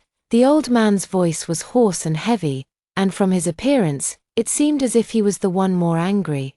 Sheng Chaochao patted his hand with amusement. All right, I'm not angry. So why are you? Why didn't she attend the banquet? Others might not know, but how could she not understand? The baby in her belly was growing bigger day by day. She feels foot pain from just a little extra walking each day. So she has no desire to go to crowded places where people only maintain superficial harmony. If she were to encounter any bad people, she wouldn't even have time to regret it. It's better to quietly stay at home and focus on researching her pregnancy oil. At the thought of the pregnancy oil, Sheng Chaochao suddenly got excited. She had recently made some progress and was just about to share the good news with Ji Yanli when she heard the older man speak the next second. Chaochao, let's get our marriage certificate tomorrow. Okay, I want you to become my real wife. I want to be your husband, to protect and take care of you forever, bound by law, protected by law. Let's go tomorrow. Okay, tomorrow is the 10th day of the first lunar month, exactly as calculated by the master Yang Yuqiong invited, and they also meet all the requirements for getting the certificate. Sheng Chaochao was only stunned for a minute, then turned around, quickly took off her shoes, stepped on his feet, hugged his shoulders and said, all right, we'll go tomorrow. From then on, we'll be legally married, and nothing can ever separate us. Ji Yanli couldn't suppress the excitement in his heart upon hearing this. He simply couldn't control himself and spun Sheng Jiaojiao around in his arms. The man's voice, filled with excitement and joy, rang out, thank you, Jiao Jiao, thank you for coming into my life. 1 spin, 2 spins, 3 spins. It wasn't until Sheng Jiaojiao screamed that he finally stopped. He held her tightly, even as the Ji family, alarmed by her screams, burst through the door. Clutching her, he said, Grandma, Grandpa, Mom, Dad, tomorrow Chaochao and I are getting married. Chapter 135, Action without delay.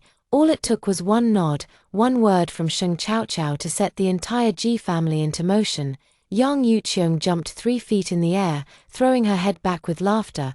Ha ha ha ha, Chaochao. It's so wonderful that you agreed to marry Yanli. Sheng Chaochao shyly moved away from Ji Yanli's embrace. Mom, I've always wanted to marry Yanli. Ji Yanli must be the kind of person she could only meet by spending all the luck from her past life. And his family too. Tian Shuolan was excited yet composed. She glanced around and then at Sheng Chaochao, an idea forming in her mind. She stepped forward and took Sheng Chaochao's hand. Chaochao, since you and Yanli are getting your marriage certificate tomorrow, how about we host a small gathering at home to introduce you to everyone? You don't need to do anything. Just stand upstairs and let everyone see you. After all, we're just welcoming some joy into the house. Once you've had the baby, we'll plan the wedding properly. That's when we'll really need to discuss things as a family. Ji Yanli's wedding is very important, with guests to be invited both domestically and internationally, so they need to make careful arrangements and preparations. Sheng Chaojiao, currently pregnant with their little one, certainly shouldn't have to deal with such troublesome matters. But tomorrow's banquet isn't as pressing. Just invite some close relatives and friends, a few cooperative journalists, and some celebrities from the entertainment industry. A single evening is all it takes for the recent rumors to be debunked without the need for excessive explanations. Grandma, won't this be too rushed and troublesome? They're going to get their marriage certificate tomorrow and hold the banquet in the evening. How can they possibly manage that in time? Young Yucheong waved her hand. No trouble at all, no trouble at all. It's been a while since the house was lively anyway, so this is a perfect opportunity to bring some more energy to the banquet hall. Otherwise, the paint on the pillars will start peeling soon if we don't use them. The G family is low-key and not particularly fond of making a big fuss at home for birthdays, New Year's, or other occasions. The more wealth one has, the more one prefers tranquility. When you reach a certain status, the people around you are basically all good people. With more good people around, there are naturally more kind words. Imagine having nothing but praise in your ears. Life would seem quite joyful. But it becomes increasingly easy for a person to lose clarity. Ji Xingyi tapped his cane, beaming with joy as he said, I don't find it troublesome either. Chow Chow, you and Yanli don't need to worry about household matters. Just give your mother the guest list you'd like to invite, then rest well tonight. Tomorrow, you and Yanli can head to the Civil Affairs Bureau. Yang Yucheong nodded and even pulled Ji Yuncheng to persuade Tian Shualan and the others. Dad, Mom, let's go to the hall to discuss the details of the banquet. Let Chow Chow rest well and get a good night's sleep, so she can wake up radiant tomorrow and put on beautiful makeup to become the most beautiful bride in the world. Tian Shualan nodded vigorously. Yes, yes, Chow Chow should rest early. Yanli, take good care of Chow Chow. Let's go, let's go. The four energetic elders returned to the hall with high spirits and determination. Butler Xia was already prepared with a tablet and recorder, ready to follow instructions. Tian Shualan, as the eldest lady of the house, was in charge of the banquet guest list, with Yang Yucheong assisting her, so she quickly took over the list. Steward Xia, I'll give you the list first thing tomorrow morning. All right, Steward Xia nodded, but have the kitchen prepare all the ingredients in advance. There's still time now. Contact whoever you can immediately. Yang Yucheong stroked her chin, frowning in thought. Also, even though it's not the wedding tomorrow, it's still the big day of the marriage registration. Hang up all the red decorations you can. I want the whole world to know that the Ji family would never treat Sheng Chao Chao with anything less than the utmost sincerity. Yes, we'll hang them up now and replace them with new ones when they hold their wedding. What a great idea. The Ji family will be filled with joy and celebration from now on. And also, contact the stylist quickly. Our whole family must make a stunning appearance tomorrow, including our Jiao Jiao. The four of them didn't feel tired or sleepy, sitting in the living room until 1 a.m. By the time their late-night snacks were almost digested, they reluctantly stopped talking. Let's call it a night for now. We still have tomorrow to make arrangements, so let's get some sleep. Without sleep, how would they have the energy to host the banquet tomorrow? Around 6 a.m., Sheng Chao Chao heard Ji Yanli's voice by her ear. Jiao Jiao, wake up. We're going to the Civil Affairs Bureau today to get our marriage certificate. Didn't you say you wanted to visit great-grandpa before we go? Wake up, little piggy. Sheng Jiao Jiao initially wanted to cover her ears with a pillow, but upon hearing little piggy, she opened her eyes. I'm not a little piggy. Ji Yanli affectionately pinched her nose and then leaned in to give her a kiss. All right, not a little pig, but my baby. Baby, hurry and get up. Okay, Mom also called a stylist for you. And they should be arriving soon. Ji Yanli coaxed the little one he had raised, as if afraid his voice might startle her. Sheng Chao Jiao lazily climbed out of bed, only to burrow back into Ji Yanli's arms the next second. Do I really need to get styled? So troublesome. Mom even hired someone for us, saying they should film the entire process of us getting our marriage license. She said that when great-grandpa wakes up, he won't feel too regretful about missing such an important moment in your life after watching the video. We can also show it to our little ones in the future. This is a moment worth remembering. So don't you think you should dress up to look your most beautiful? Sheng Chao Jiao heard about her great-grandfather and her future baby. How could she possibly disagree? Instantly wide awake, she declared, of course I want to. I'll wear the prettiest dress to get our marriage license. But even fully awake, she still loved to act spoiled. so she wrapped her arms around Ji Yanli's neck. Yang, carry me to the bathroom, please, I don't feel like walking. Okay, I'll carry you. Of course, you have to bear the consequences of spoiling your own little darling. By the time the little one came out of the bathroom, she was once again a lively young girl. At this moment, the stylist arrived at the Ji family villa with an assistant. They had no time to be shocked by just how large Sheng Chaochao's walk-in closet was or how many precious pieces of jewelry her accessory boxes contained. Yang Yuqiong was already surrounding them. These clothes and dresses are all the latest styles this year. Quickly, see which one would suit our Chao Chao best for getting her marriage certificate. The stylist caught sight of Sheng Chaochao standing nearby and was struck by her beauty at first glance. The next glance fell upon her round, protruding belly. Oh my God, she had stumbled upon a huge secret. No wonder the Ji family treasured Sheng Chaochao so much, never bringing her to social gatherings. It's not about dislike, it's about fear. Okay, her mom, is it really appropriate to face such a shock first thing in the morning? No. Isn't the real shocker today that Ji Yanli, the sole heir of the Ji family, is getting married to Sheng Chaochao? Alright, there were too many shocking things happening. And the stylist didn't even know which one to be shocked about first, so they ended up calming down instead. At least when doing Sheng Chaochao's makeup, their hands didn't tremble, and they even had the mood to wonder, do wealthy families like theirs sign prenuptial agreements when getting married? Sheng Chaochao tilted her head in confusion. What had she just heard? Oh, so the stylist had unconsciously muttered out loud what was on their mind. Sheng Chaochao actually responded to her. The girl's voice soft from just waking up. Yang and I didn't sign any agreement, you know. Well, now there's one more thing adding to the stylist's shock and embarrassment. Chapter 136, they really got married. Even without blush applied by the stylist, one could tell her face was redder than the auspicious double happiness character seen today. So red she wished she could dig a hole and bury herself. After decades in the profession, how could she have blurted out what was in her heart?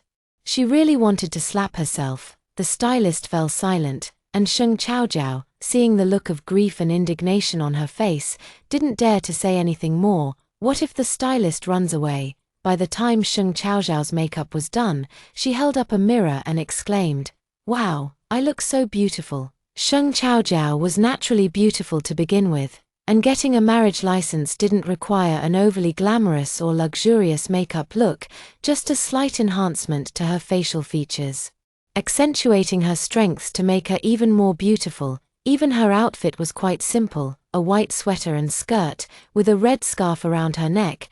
Ji Yanli also appeared before her in a white sweater and pants, saying, "Jiao Jiao, you look especially beautiful today. Hey, Yang, you look especially handsome today too."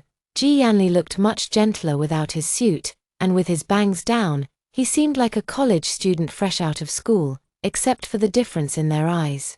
From a distance, it almost seemed as if the age gap between them had narrowed by a few years. Ji Yanli tightened his grip on Sheng Chaochao's hand. "Chao Chao, are you ready?" Sheng Chaochao lowered her head and saw the silver ring she had given Ji Yanli. He usually treasures it so much that he takes it off when washing up and puts it back on when leaving the bathroom. "Of course I'm ready." With that, she returned to the bedroom, opened the custom-made safe that Ji Yanli had specially prepared for her, and put on the priceless ruby Eternal Heart. She waved it proudly in front of Ji Yanli. "I'm wearing this today too." She wouldn't normally wear it out casually, it's too precious. So precious that she's afraid others might find out it's in her possession.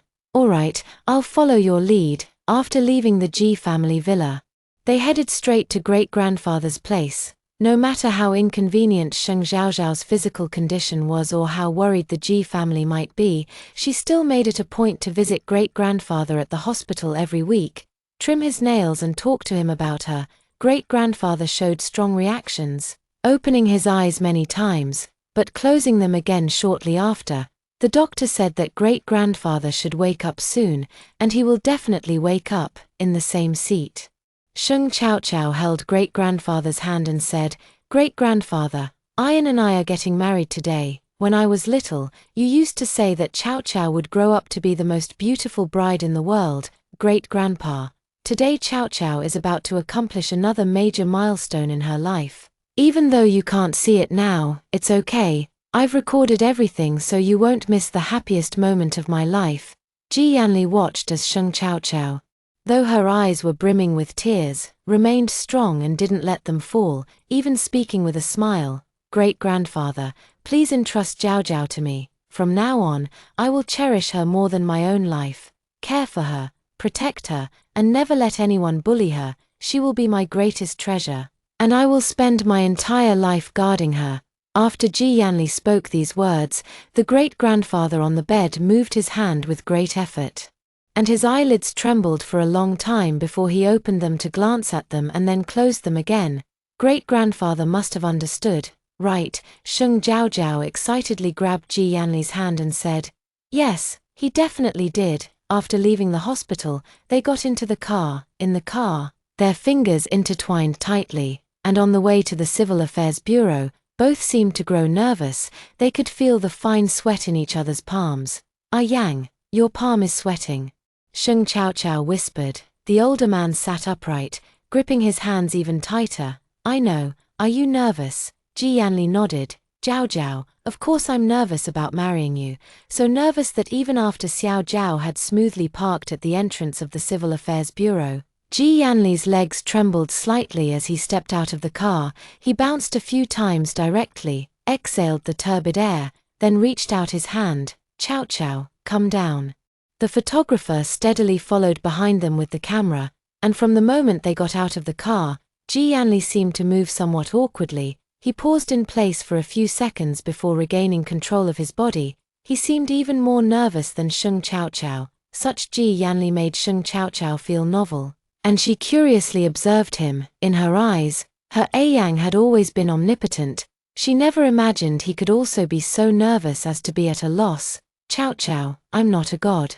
How could I be omnipotent?" Ji Yanli was 30 years old. Of course, he had never known what nervousness was before, but now it's different. He can finally marry the girl he fell in love with at first sight. He couldn't control his excited body, so he looked a bit strange. He thought everything would be settled once they arrived at the Civil Affairs Bureau, but to his surprise, they caused another scene while taking photos, because Ji Yanli's face was so stiff he couldn't even smile. The photographer ended up teasing Sheng Chaochao. "Hey beautiful, did you snatch your husband halfway? He looks so reluctant." Sheng Chaochao glanced sideways at Ji Yanli's icy expression and actually nodded in agreement. "Yeah, well, the baby needs a dad, right? He was the handsomest guy on the street, so I just dragged him along. Who knew he'd come but leave his heart behind?" Doesn't seem too happy about it, under Ji Yanli's piercing gaze. Sheng Chaochao blinked her big innocent eyes and said sweetly, "Should I change to a happier one?" The next second, Ji Yanli gritted his teeth and said, "Sheng Chaochao, if you think about changing partners, keep dreaming." With that, he lowered his head and kissed her fiercely, and finally, the mood was back. The photo was captured at this moment, and the two also needed to write a lifelong commitment. Their names, in the signature space, Ji Yanli wrote each stroke with utmost seriousness, forming the characters of his name Ji Yanli more neatly than ever before. Sheng Chaochao was the same, holding her breath for fear of making a mistake while writing her name. When the two had submitted all their documents, and the staff stamped their photos with a bright red seal right before their eyes, snap, their hearts, which had leapt into their throats, finally settled back into place. Chapter 137, A Chance Encounter with CP Fans. After the two of them actually obtained their marriage certificate, it seemed as if they were about to burst into tears the next second. Xiao Jiao, wedding candies. Ji Yanli had prepared a lot of wedding candies for the staff, all of which were imported chocolates costing thousands per box. He had Xiao Jiao bring over 2 boxes, and the exquisitely packaged wedding candies were handed to the staff by Ji Yanli and Sheng Chaochao. The staff members' faces lit up with joy. "Thank you.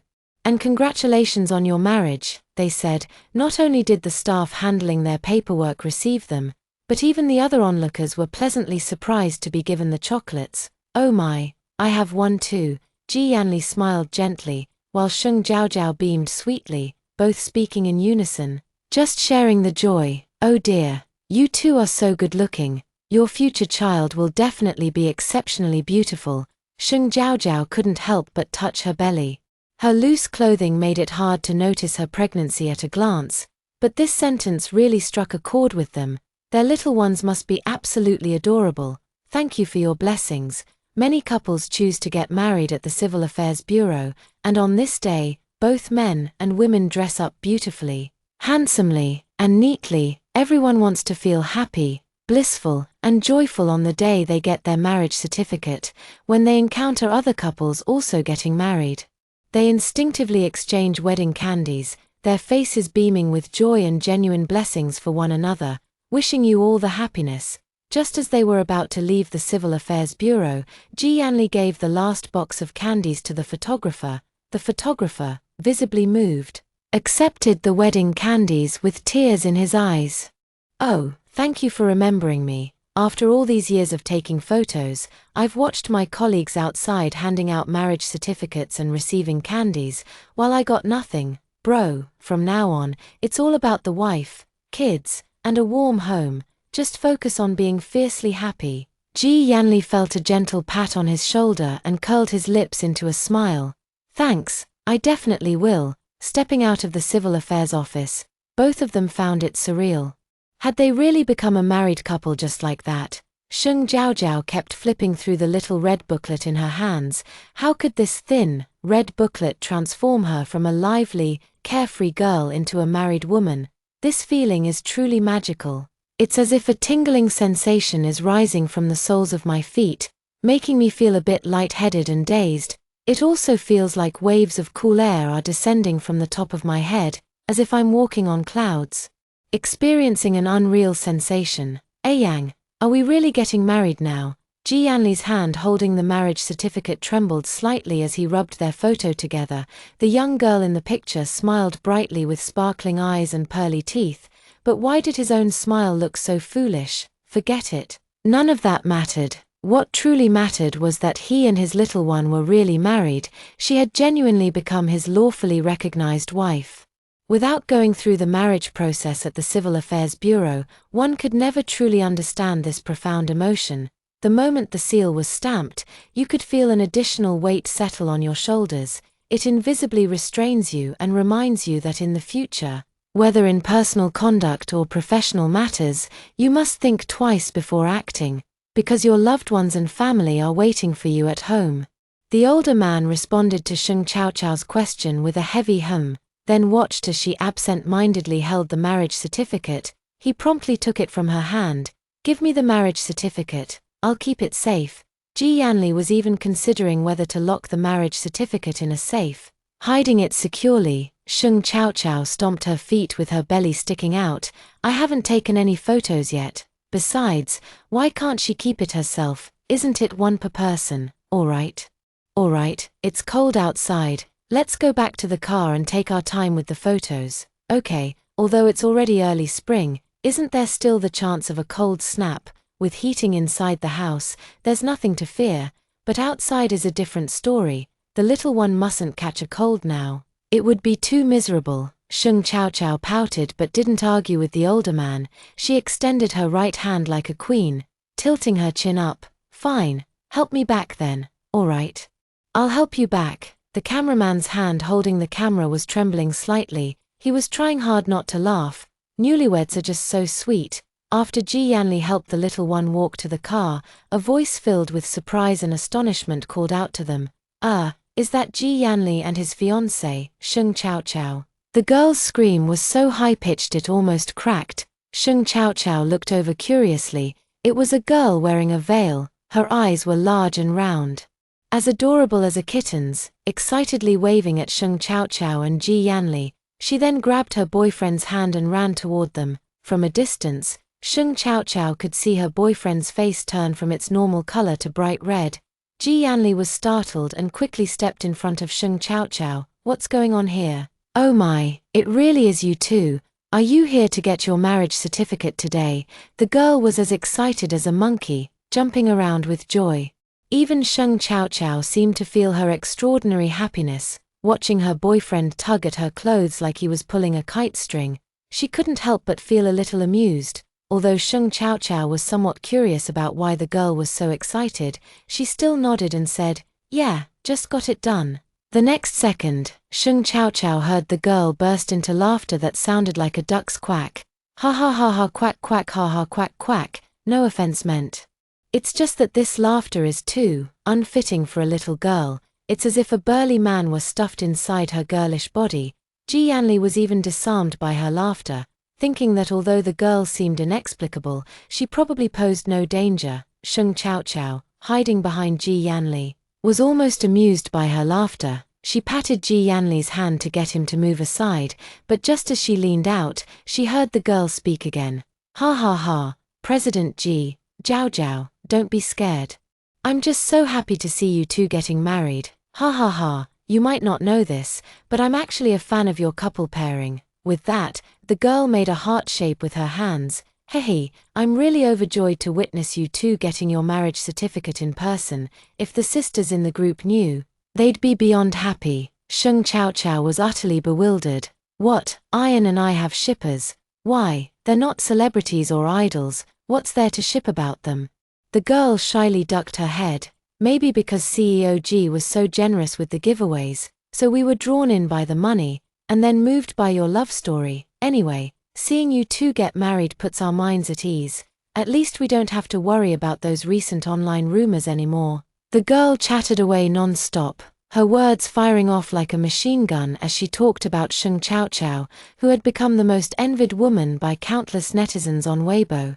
It wasn't until her boyfriend gently tugged her hand, reminding her that the staff would be off duty soon if they didn't hurry to get their marriage certificate, that she remembered. Today was the day they came to register their marriage. In a flurry, the girl grabbed her boyfriend's hand and dashed off, but not before throwing a heart sign back at Sheng Chaochao at the entrance.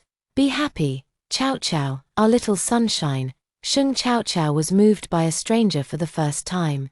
Had she unknowingly become the object of envy for so many people? Chapter 138, Protection. Of course, Sheng Chaochao certainly wouldn't know how much the Ji family's unabashed display of their doting affection made netizens envious. This is the Ji family we're talking about, the Ji family. So wealthy they practically ooze riches, perennially occupying the top spot on the rich list as the most prominent aristocratic family in the capital. The number of girls dreaming of marrying into the Ji family is as countless as hairs on an ox, enough to form a line stretching from China all the way to France. Not just girls, even boys want to marry him. When Ji Yanli reached 30 with no one by his side and not a single scandal to his name, the elite families of Kyoto began to suspect his sexual orientation. Secretly, they started sending their youngest sons and grandsons to infiltrate Ji Corporation. The goal was to win Ji Yanli's favor, ascend to the pinnacle of life, never fear the collapse of their family businesses again, and no longer have to toil tirelessly for deals and investments. Yet, all their efforts were in vain. Ji Yanli was suddenly snatched away by the unexpected arrival of Sheng Chaochao. At first, everyone thought it was a story of a domineering CEO and a Cinderella, at most. Ji Yanli would pity her for a few days, dote on her for a while, and then send her off with a sum of money. After all, aristocratic families must marry into equal status. How could they possibly wed an unknown, ordinary girl? But Ji Yanli is no ordinary tycoon. Does he need a marriage alliance to elevate his company? Of course not. He's outrageously wealthy. He casually tossed out over 100 million renminbi in a giveaway, leaving countless netizens utterly dazzled. It could even be said that many ordinary people, having been selected for the prize money, directly got through the toughest moments of their lives, preventing them from reaching a dead end. Just when they thought things had settled, the Ji family made a sudden appearance. Not only did they fully demonstrate their affection for Sheng Chaochao at Ji Yanli's proposal, but their subsequent actions also left countless netizens exclaiming, "Being doted on by the in-laws is such a blissful life." Although recently, rumors from unknown sources have been spreading that the Ji family doesn't bring Sheng Chaochao to major banquets because they look down on her modest background, considering her unfit for high society, some people believe it, while of course many others don't. Take the girl just now, for example. While Sheng Chaochao and Ji Yanli were figuring out how to take the most beautiful wedding photo, the girl sat in the civil affairs office lobby. waging 300 rounds of online battles against haters on her phone. Her boyfriend even marveled. No wonder he could never win their text arguments on WeChat. With his girlfriend's speed at cursing, even if he had 8 hands, he still wouldn't stand a chance. Look, TCH. Thought it was true love, but turns out they're not even willing to bring them out to meet people in the circle. What kind of true love is this? Just a caged canary. You're the canary, your whole family are canaries. Exactly. Aren't you just a plaything for the rich? They'll amuse themselves with you if they like you, just like Fat Orange teasing Little Burden. They'll smile at you if they feel like it, but if they don't, they wouldn't even glance at you if you froze to death at home. Some shippers still talk about true love. Don't you know whether wealthy families have true love or not? I'm literally dying of laughter. The girl grew angrier the more she read. Last night, she had been cursing the haters until midnight, and now she rolled up her sleeves to continue the fight. If you're dying of laughter, then go die somewhere else. The jealousy is practically oozing out of you. Just because you can't find true love, you won't let others have it. Look at your twisted, envious face. It's scarier than a ghost. So what if they didn't attend the banquet? Didn't you hear CEO G say little son wasn't feeling well? Look at how frantic you all are. As if you could take their place if CEO G and little son broke up. Hilarious. An employee from the G Group also stepped forward last night to describe in detail how deeply Ji Yanli loves Sheng Chao Chao. Otherwise, why would he have performed a program with his fiancée at the annual company event for all the employees to see? And let's not forget, the elders of the G family were all seated in the audience. But these words can't wake up netizens who pretend to be asleep. They refuse to listen or see, blindly hating and cursing everything under the sun, even their ancestors. Finally, the girl got angry and revealed that she had witnessed Sheng Chao Chao and Ji Yanli getting their marriage certificate. No surprise, she was met with another round of mockery, and the private messages grew even more venomous. Ha ha ha, you're the ones dreaming, aren't you? Did you pretend you also married into wealth after that Cinderella rose to the top? Stop dreaming. There's no way Ji Yanli would want an ordinary woman. The taunts flushed the girl's face with anger, and even her boyfriend tried to comfort her. Come on, they're just hating for the sake of hating. Don't get angry, it's not good for your health. The girl pouted her lips. I should have asked for a group photo with them earlier. Just as the girl thought she'd have to angrily get her marriage certificate today, a Weibo notification popped up mentioning her. Weibo user Ji Yanli at Mai's Otherroundest. The marriage certificate is my most precious document, bar none, accompanied by a photo with Sheng Chao Chao and another of them holding up their marriage certificates. As soon as Ji Yanli posted on Weibo, the official website of G Group instantly reposted it. Here the boss's wife has arrived. Make way. Yang Yuqiong and others took a moment amidst their busy schedules to snap high-definition photos of the home banquet hall. Our son couldn't wait any longer and was in a hurry to get the marriage certificate, so we had to throw a small banquet to celebrate first. The so-called small banquet was held in a magnificent banquet hall that could accommodate over 1,000 people. It was a banquet accompanied by a live orchestra. Well, after all, they had seen too little of the world. None of them could imagine how stunning they would look, dragging their beautiful gowns to the spiral staircase.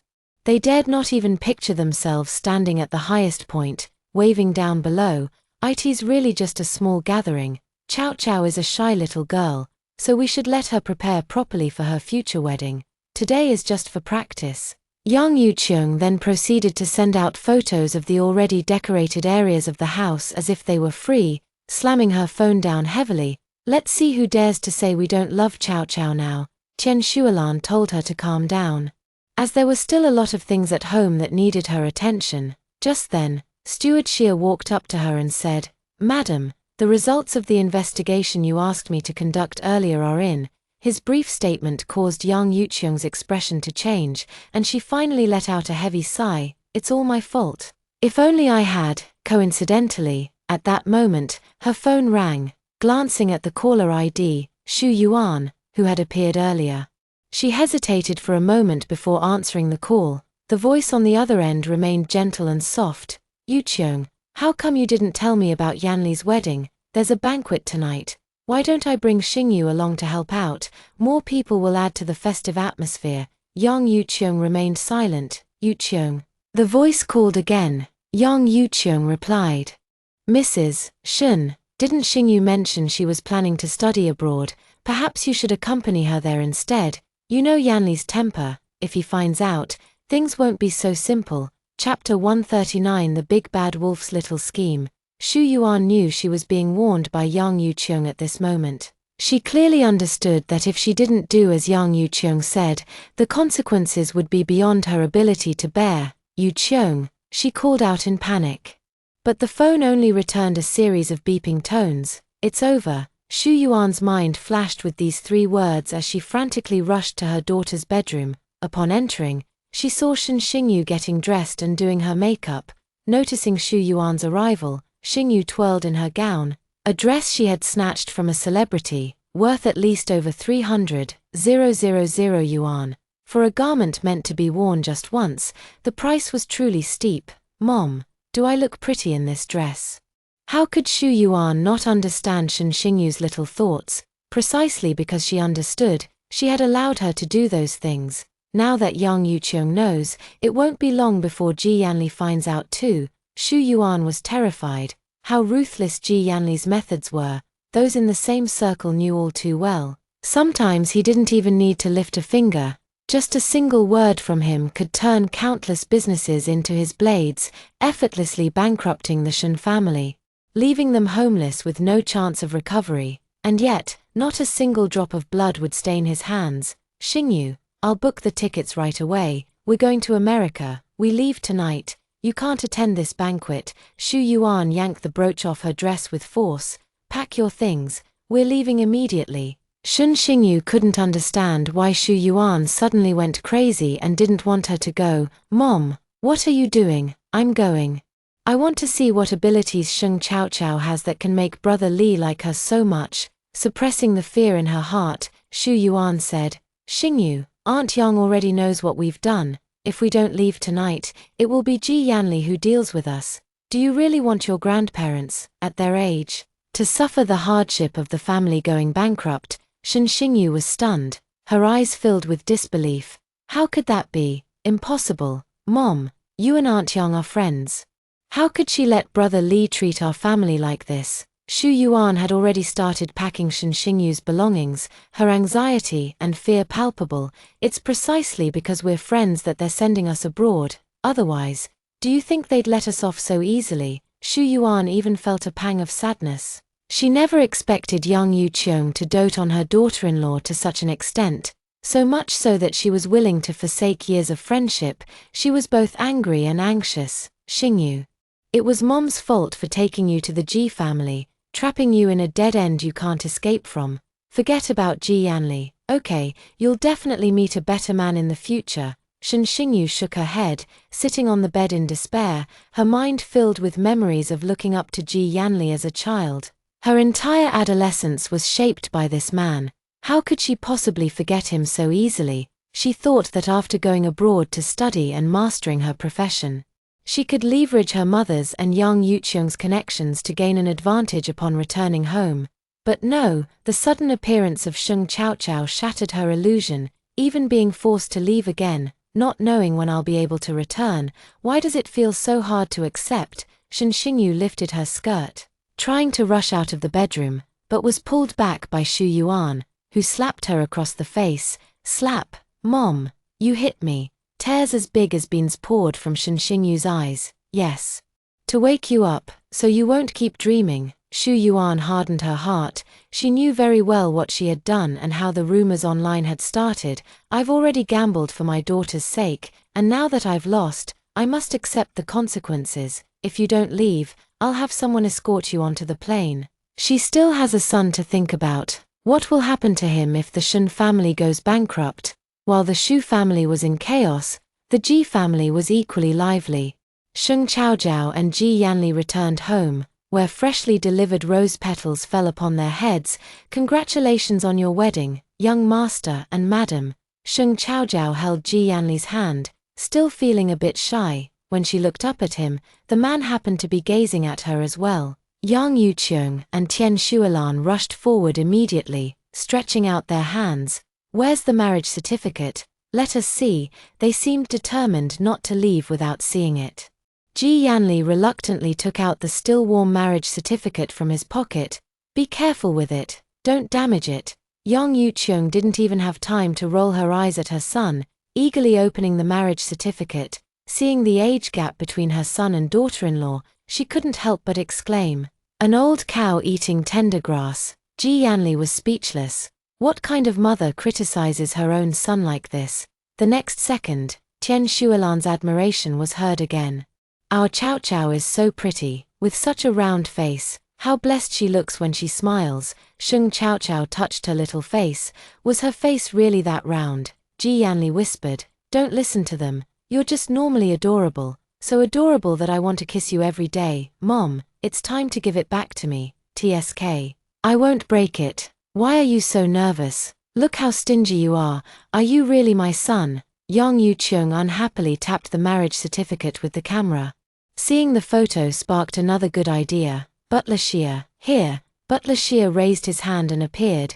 Yang Yuqiong excitedly pointed at the photo and said to him, "Find a few pastry chefs and turn this photo into desserts. They must appear at the banquet tonight."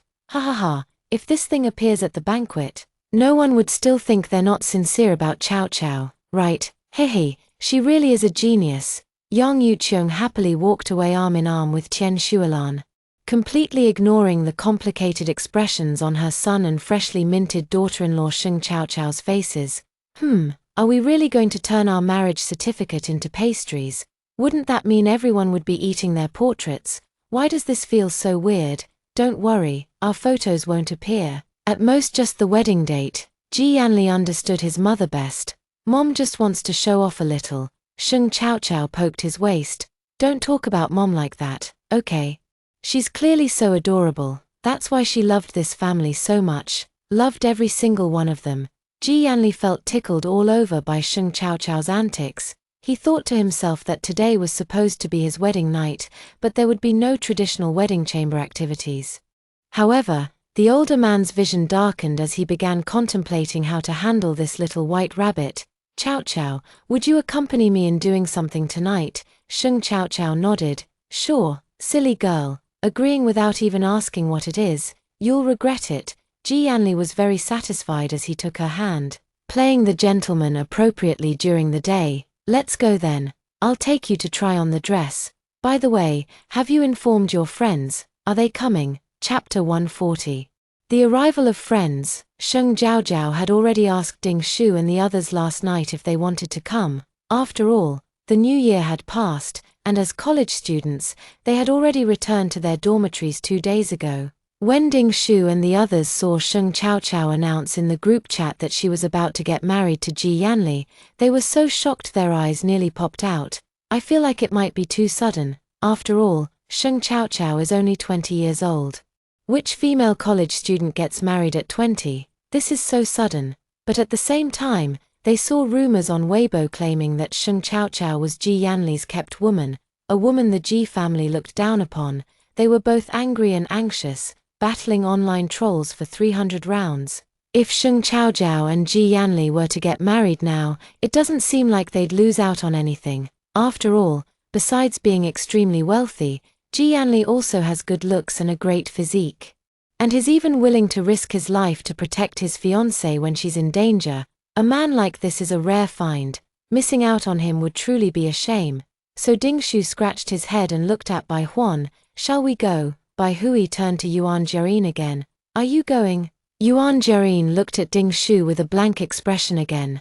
Boss, are we going? Well, the question fell back to Ding Shu again. She pounded the bed and said, we're going. We're Chow Chow's maternal family. We have to go. No matter how wealthy and powerful the Ji family is, they don't want a single penny from them. So why shouldn't they go? But that being said, the next day, after the three of them bought a wedding gift for Sheng Chaochao, they still huddled in their dormitory, trembling with hearts pounding like thunder, filled with unease. No way, this is a high society banquet. Who knows how many big shots we usually only see in the news or on TV will be there? Are we really fit to go? What if we embarrass Chow Chow? The girls were thinking about Sheng Chaochao the whole time, worried that their presence might make outsiders think even less of her being worthy of Ji Yanli. She felt that the people around her were all ordinary girls like them, unable to offer Ji Yanli any help. So how could they possibly deserve to attend a banquet meant for the elite circles? Hey, maybe we shouldn't go, Yuan Jiayin tentatively suggested. Ding ling ling, Ding Shu's Weishan notification rang. It was Sheng Chaochao. Yes, as soon as she returned to the dressing room, Sheng Chaochao couldn't wait to call her friends. As soon as Ding Shu answered, she excitedly said, "Boss, are you and Xiao Sai ready? Should I have the family driver pick you up from school?" Looking at the beautiful dresses in front of her, she grew even happier. "I've prepared a particularly gorgeous dress for each of you. At tonight's banquet, there will be your favorite Best Actress and Best Actor winners, along with some other celebrities. Don't you want to come and maybe get a photo with them? Plus, the spiral staircase in the banquet hall is especially stunning. It'll definitely make for great photos." No wonder Sheng Chaochao knows her friends so well. Just a few words and she had them all charmed and dizzy. Celebrities, idols, award-winning actors and actresses, along with elegant dresses, gorgeous floor lamps, and a stunning spiral staircase. It's also because the girls share such a strong bond. Otherwise, someone more sensitive might have thought Sheng Chaochao was showing off. Of course, Sheng Chaochao did show off a little, but her intention was to get her friends to come over sooner so they could do their makeup together. By the way, Sheng Chaochao touched her belly. She needed to tell her friends about her pregnancy. She couldn't wait until the babies were born to break the news. Could she? That would scare the girls. Ding Shu, the bravest among them, gritted her teeth and said, "Chaochao, we're all ready. Have the driver come pick us up." "Woohoo," Sheng Chaochao cheered excitedly. "I'll have Xiao Jiao pick you up right away." On such a special and important day, Sheng Chaochao truly wanted to see all her friends present. Ding Shu and the others were the only friends she had made after her mother passed away, and their past acts of protecting her were still vivid in her memory, so they simply had to be there for this crucial moment. Xiao Jiao was a driver Sheng Chaochao was quite familiar with, so she felt most at ease having him pick up her friends. This was also the first time Ding Shu and the others had ridden in a luxury car. They marveled at the vehicle before them and then got in. Goodness me. So this is the legendary Rolls-Royce. It truly lives up to its reputation. Xiao Jiao smiled warmly. Madam has been waiting anxiously at home. The girls noticed Sheng Chaochao had grown much quieter, and Ding Shu let out a heavy sigh while holding the gifts they had bought. Seeing their nervous expressions, Xiao Jiao reassured them. "Don't be afraid, this banquet only invited important and close acquaintances, and they're all very easy to get along with. Besides, Madam isn't in the best condition to host right now. If you're uncomfortable with such occasions, you can always stay by the young madam's side." "Why isn't Chaochao feeling well? No wonder you're a college student, you always catch the key points differently." Xiao Jiao smiled mysteriously and said, "You'll understand when you get there." When the three girls arrived at the Ji family villa, their jaws dropped so wide you could fit a goose egg in them. OMG. No wonder the female leads in domineering CEO novels can never escape. With a house this big, even I wouldn't find my way out in 10 years. Yuan Jiayin let out a sigh. "Boss, Xiao Sai." While they were sighing with emotion, Sheng Chaochao appeared at the door, waving vigorously at them. Jiao, it had only been a month since they last met, yet the girls excitedly held hands and chatted away. When Ding Shu solemnly presented the gift they had bought to Sheng Jiao, she received it with delight, asking, "Can I open it?" "Of course you can." Sheng Chaochao pulled Ding Shu by the hand and turned back to the living room, then opened the gift box. Wow! Inside was a large music box, with a prince and princess gracefully dancing ballet within it. The music box wasn't expensive, but it was the most precious gift the girls could afford to give. Sheng Chaochao was overjoyed, tears already welling up in her eyes. "Thank you all, I love it so much. I'm going to place it on my bedside table." Ding Shu and the others let out a sigh of relief. They had genuinely feared that after marrying into wealth, eyes accustomed to jewelry worth hundreds of thousands might no longer appreciate the gifts they gave. Fortunately, Chaochao was still the same Chaochao they knew. But that's right too, If Zhao Zhao had changed, he wouldn't have called them here today. The girls giggled sweetly. But then the most innocent Yuan Jiayin noticed something was off. She pointed at Sheng Chaochao with a chuckle and said, "Chaochao, how come you've gained so much weight in just a month? Your little belly is showing." Well, it's no wonder she thought that way. After all, who would expect a friend they haven't seen in a month to suddenly be pregnant? Still, it was Ding Shu as the boss who had seen more of the world. Stuttering, she pointed at Sheng Chaochao's belly and said, "Good heavens. Chaochao, you're not pregnant, are you?" Chapter 141, Scaring the friends half to death. Ding Shu's words directly scared Bai Hu and Yuan Jiayin into sitting on the ground, staring blankly at Sheng Chaochao. Their hands trembled uncontrollably as if electrified. "Chaochao, don't tell me this is real, God. They must be dreaming, otherwise how could they hear that their good friend was suddenly pregnant?" Yuan Jiayin pinched the flesh on her thigh. "It doesn't hurt, looks like it really is a dream." "Because you pinched my thigh, of course it doesn't hurt." Bai Lu gritted her teeth in pain, her words leaving Yuan Jiayin dazed once again. "Oh," she smiled awkwardly. Sheng Chaojiao saw her friends sitting on the ground and quickly helped them up, also pulling Ding Shu, who had turned to stone, to her feet. "You sit down first. Let me tell you." The three female college students sat on the sofa, their minds wandering far away. Sheng Chaojiao fiddled with her fingers and then touched her head. "I know this is hard for you to accept, but the baby is almost 5 months old, the little ones are growing day by day in her belly, and Sheng Chaojiao's maternal radiance is gradually blossoming." She gently touches her belly. "They're moving now, would you like to feel them?" Ding Shu and the others, like robots, follow Sheng Chaojiao's commands. When told to touch her belly, they squat before her, placing their hands on Sheng Chaojiao's belly. For a moment, she finds it somewhat magical and, with a smile, introduces to the little ones in her belly. "Little ones, these are your aunties, your first aunt, second aunt, and youngest aunt. Do you know that?" Ding Shu spotted another blind spot, her voice trembling and gaze vacant. "Chaochao, what do you mean by you all?" Sheng Chaochao chuckled and said, "Well, I'm actually carrying quadruplets." "What?" The three of them, Ding Shu and the others, shouted in unison. Were they hallucinating? "Is your friend getting married? Is your friend pregnant? And she's expecting quadruplets? I'm really sorry, but the shocks of the past couple of days have been too much, far beyond what a college girl can handle." They suddenly felt a bit lightheaded. "No way, Chaochao, my head is spinning, I need to lie down for a bit." With that, all three of them flopped onto the ground in unison. Sheng Chaojiao, Ji Yanli, hurry and call the doctor. My friend fainted from fright. 5 hours later. Ding Shu stared at the little black dress she was wearing, then at her reflection in the mirror. How could it not look like her at all? The girl in the blue evening gown next to me, Bai Huai, has already taken 100 selfies, while Yuan Jiayin, wearing a pink gown, has spun at least 100 times in front of the mirror.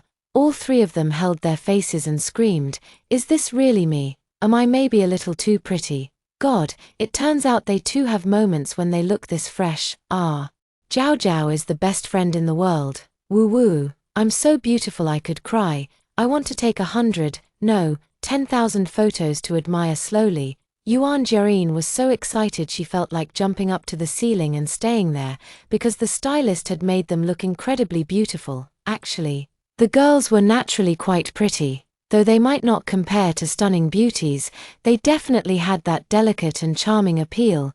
Clothes make the man, and a saddle makes the horse. With just a little bit of dressing up, they became absolutely gorgeous. At this moment, Butler Xia knocked on the door. "Miss Ding, Miss Bai, Miss Yuan, the young madam asked me to take you downstairs for photos. Many celebrities have already arrived. Would you like to go and see?" The girls were clearly on the verge of losing their minds with excitement.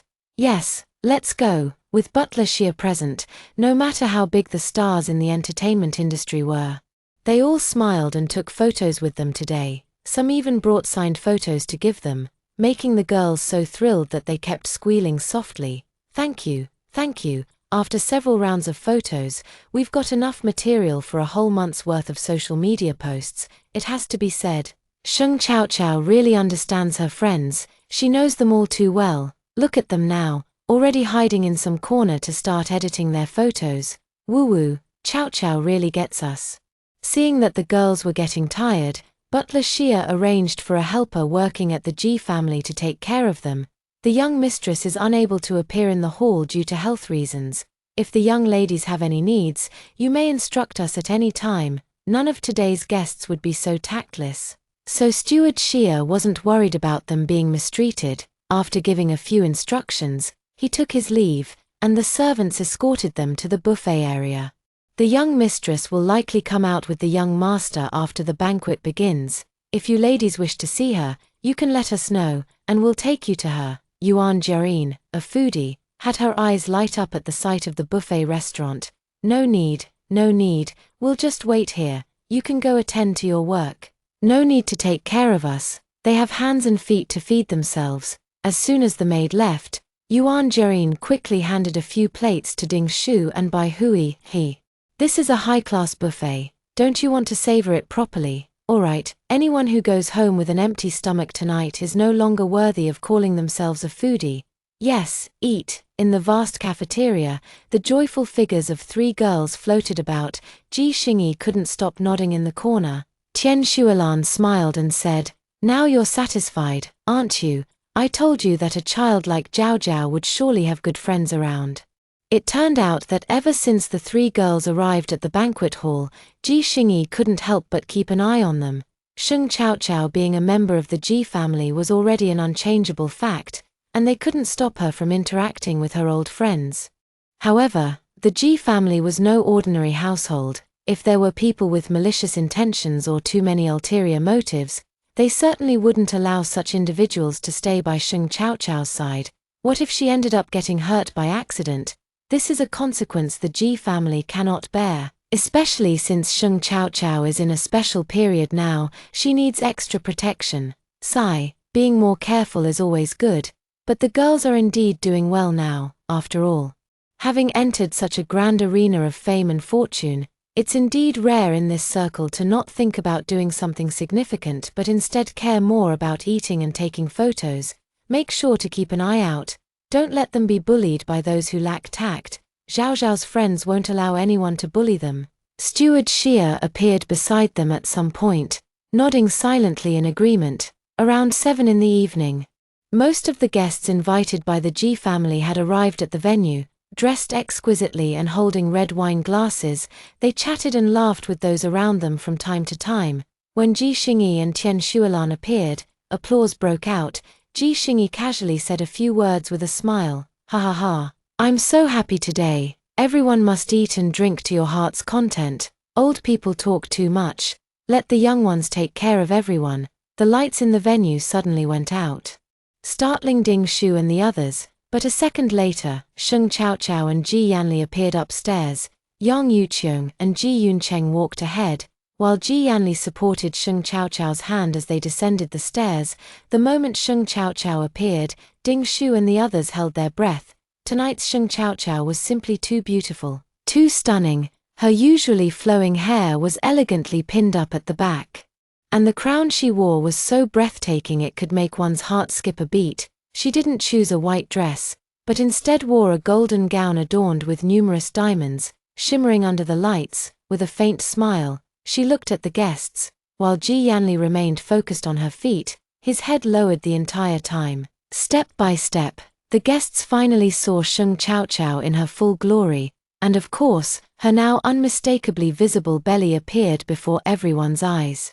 The crowd then noticed Ji Yanli's utterly besotted expression, and in an instant, everything became clear to them. It turns out she's pregnant. Even if she were at my place, I wouldn't have the heart to let her attend the banquet. It's just too exhausting. Chapter 142. CEO Ji settles accounts after the event. The banquet specially held for Sheng Chaochao and Ji Yanli came to an end, and the guests left satisfied. Not only did they obtain what they wanted from this banquet, but they also learned the secret that the Ji family was expecting a new addition.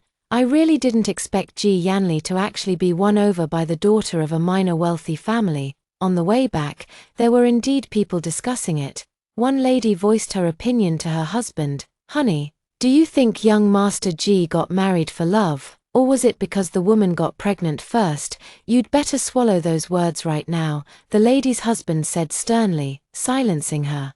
Don't even entertain such speculations. The lady was displeased. Can't I even talk to you about it? Is there really a need for you to be so afraid? When it comes down to it, our family's wealth isn't that much less than the G family's. No one likes to feel inferior to others, especially not the ladies of wealthy families. Yet her husband snorted coldly. I appreciate your high opinion of me, but unfortunately, I don't even have 1/10 of the G family's assets. Sorry to disappoint you. Do you still not understand why old Master G is suddenly throwing this banquet? Also, I just received news that the Shun family's eldest daughter was forced by her mother to go abroad this morning. The deal the Shun family just negotiated is also gone. At least tens of millions lost. Do you know why? These words directly frightened the lady. Why? Do you know how the rumors spread the other day? The wife was too slow, so the husband had to explain more, but he wasn't impatient. Instead, he was very patient. Could it be Miss Shun? Fortunately, this lady wasn't completely hopeless. Otherwise, those unpleasant words online eventually reached the G family's ears, and that girl must have found out too. She's just getting her revenge and venting her anger. So, don't say things you shouldn't say. If someone asks you, just say you don't know, understand? The wife completely sealed her lips. This scenario happens to many people.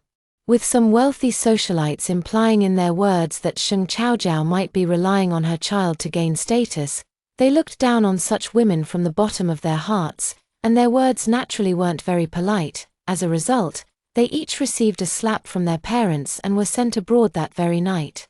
According to incomplete statistics, after the G family's banquet, at least 10 VIP cars headed straight to the airport. Which is enough to prove that Ji Yanli is indeed quite formidable in the business world. The nickname Living King of Hell is no joke. Sheng Chaojiao had originally wanted her friends to stay overnight and leave tomorrow, but Ding Shu and the others shook their heads so vigorously they nearly fell off, adamantly refusing. With no other choice, Xiao Zhao had to drive them back to school. The moment they returned to campus, without even washing their faces or brushing their teeth, they plopped onto their chairs and started frantically posting on social media. Within less than a minute of posting, they received over 100 likes, and the envy-filled comments in the replies made them burst into laughter 3 times. Ha ha ha, I've got plenty of new material for tonight's dreams. Bai Huan sat in front of the computer, giggling. He, I've got fresh ideas for my domineering CEO novel. Compared to the girl's excitement, Sheng Chaojiao felt somewhat exhausted. As soon as she stepped out of the bathroom, she collapsed onto the bed, too tired to move. Ji Yanli had dried her hair and even applied some hair oil for her. Sheng Chaojiao scrambled back to the middle of the bed, then said weakly, Yang, help me apply the stretch mark oil, I'm too tired to move. Although she had only been standing outside for a short while and meeting people, it was still exhausting for Sheng Chaojiao, who was heavily pregnant. Ji Yanli climbed onto the bed with a heart full of tenderness and cradled her feet in his arms. Let me massage your feet for you. The pregnancy isn't too far along yet, and Sheng Chaojiao's calves haven't swollen to an unbearable extent. Otherwise, Ji Yanli would never have agreed to hold this banquet. Her calves relaxed under the man's warm massage, and Sheng Chaojiao lay flat on the bed with her eyes closed. Yang, remember to apply the stretch mark oil for me. As soon as the words fell, Ji Yanli heard the soft sound of her snoring. This is the charm of falling asleep instantly. Ji Yanli, who originally intended to do something mischievous, saw Sheng Chaojiao exhausted to this extent and couldn't muster any such thoughts. He was too busy feeling heartache for her. He poured the pregnancy oil she had made herself onto his hands and gently massaged her belly. The little ones in her belly started moving as soon as Ji Yanli touched her stomach. Only to be scolded by him. Don't move, Mom is resting. So you all better go to sleep too. Whoever wakes Mom up will get their bottoms spanked every day from now on.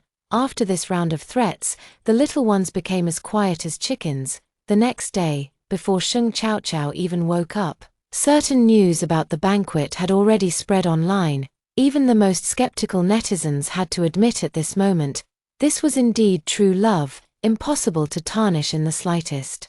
Casual online critics like Ji Yanli wouldn't care, but for those marketing accounts spreading nonsense, those who curse, and especially those who maliciously spread rumors, Ji Yanli won't let a single one of them off the hook. Assistant Jew, have the company's lawyers send them legal notices. Some malicious comments had long exceeded 1,000 reposts, meeting the threshold for legal action. Understood, I'll handle it right away. On Monday morning, countless netizens witnessed what it means to have numerous marketing accounts taken down. Oh my god, I finally saw what the power of a domineering CEO looks like. Look, this is the real deal. Not that they don't care, they just settle scores later. Ha ha ha, whoever makes my wife unhappy, I'll make sure they lose their job. At this point, those big VS finally panicked and deleted all posts related to Sheng Chao Chao. However, CEO G's lawyer letters, though delayed, arrived without fail. Did you think deleting it would solve everything? Now you've kicked an iron plate, haven't you? Serves you right.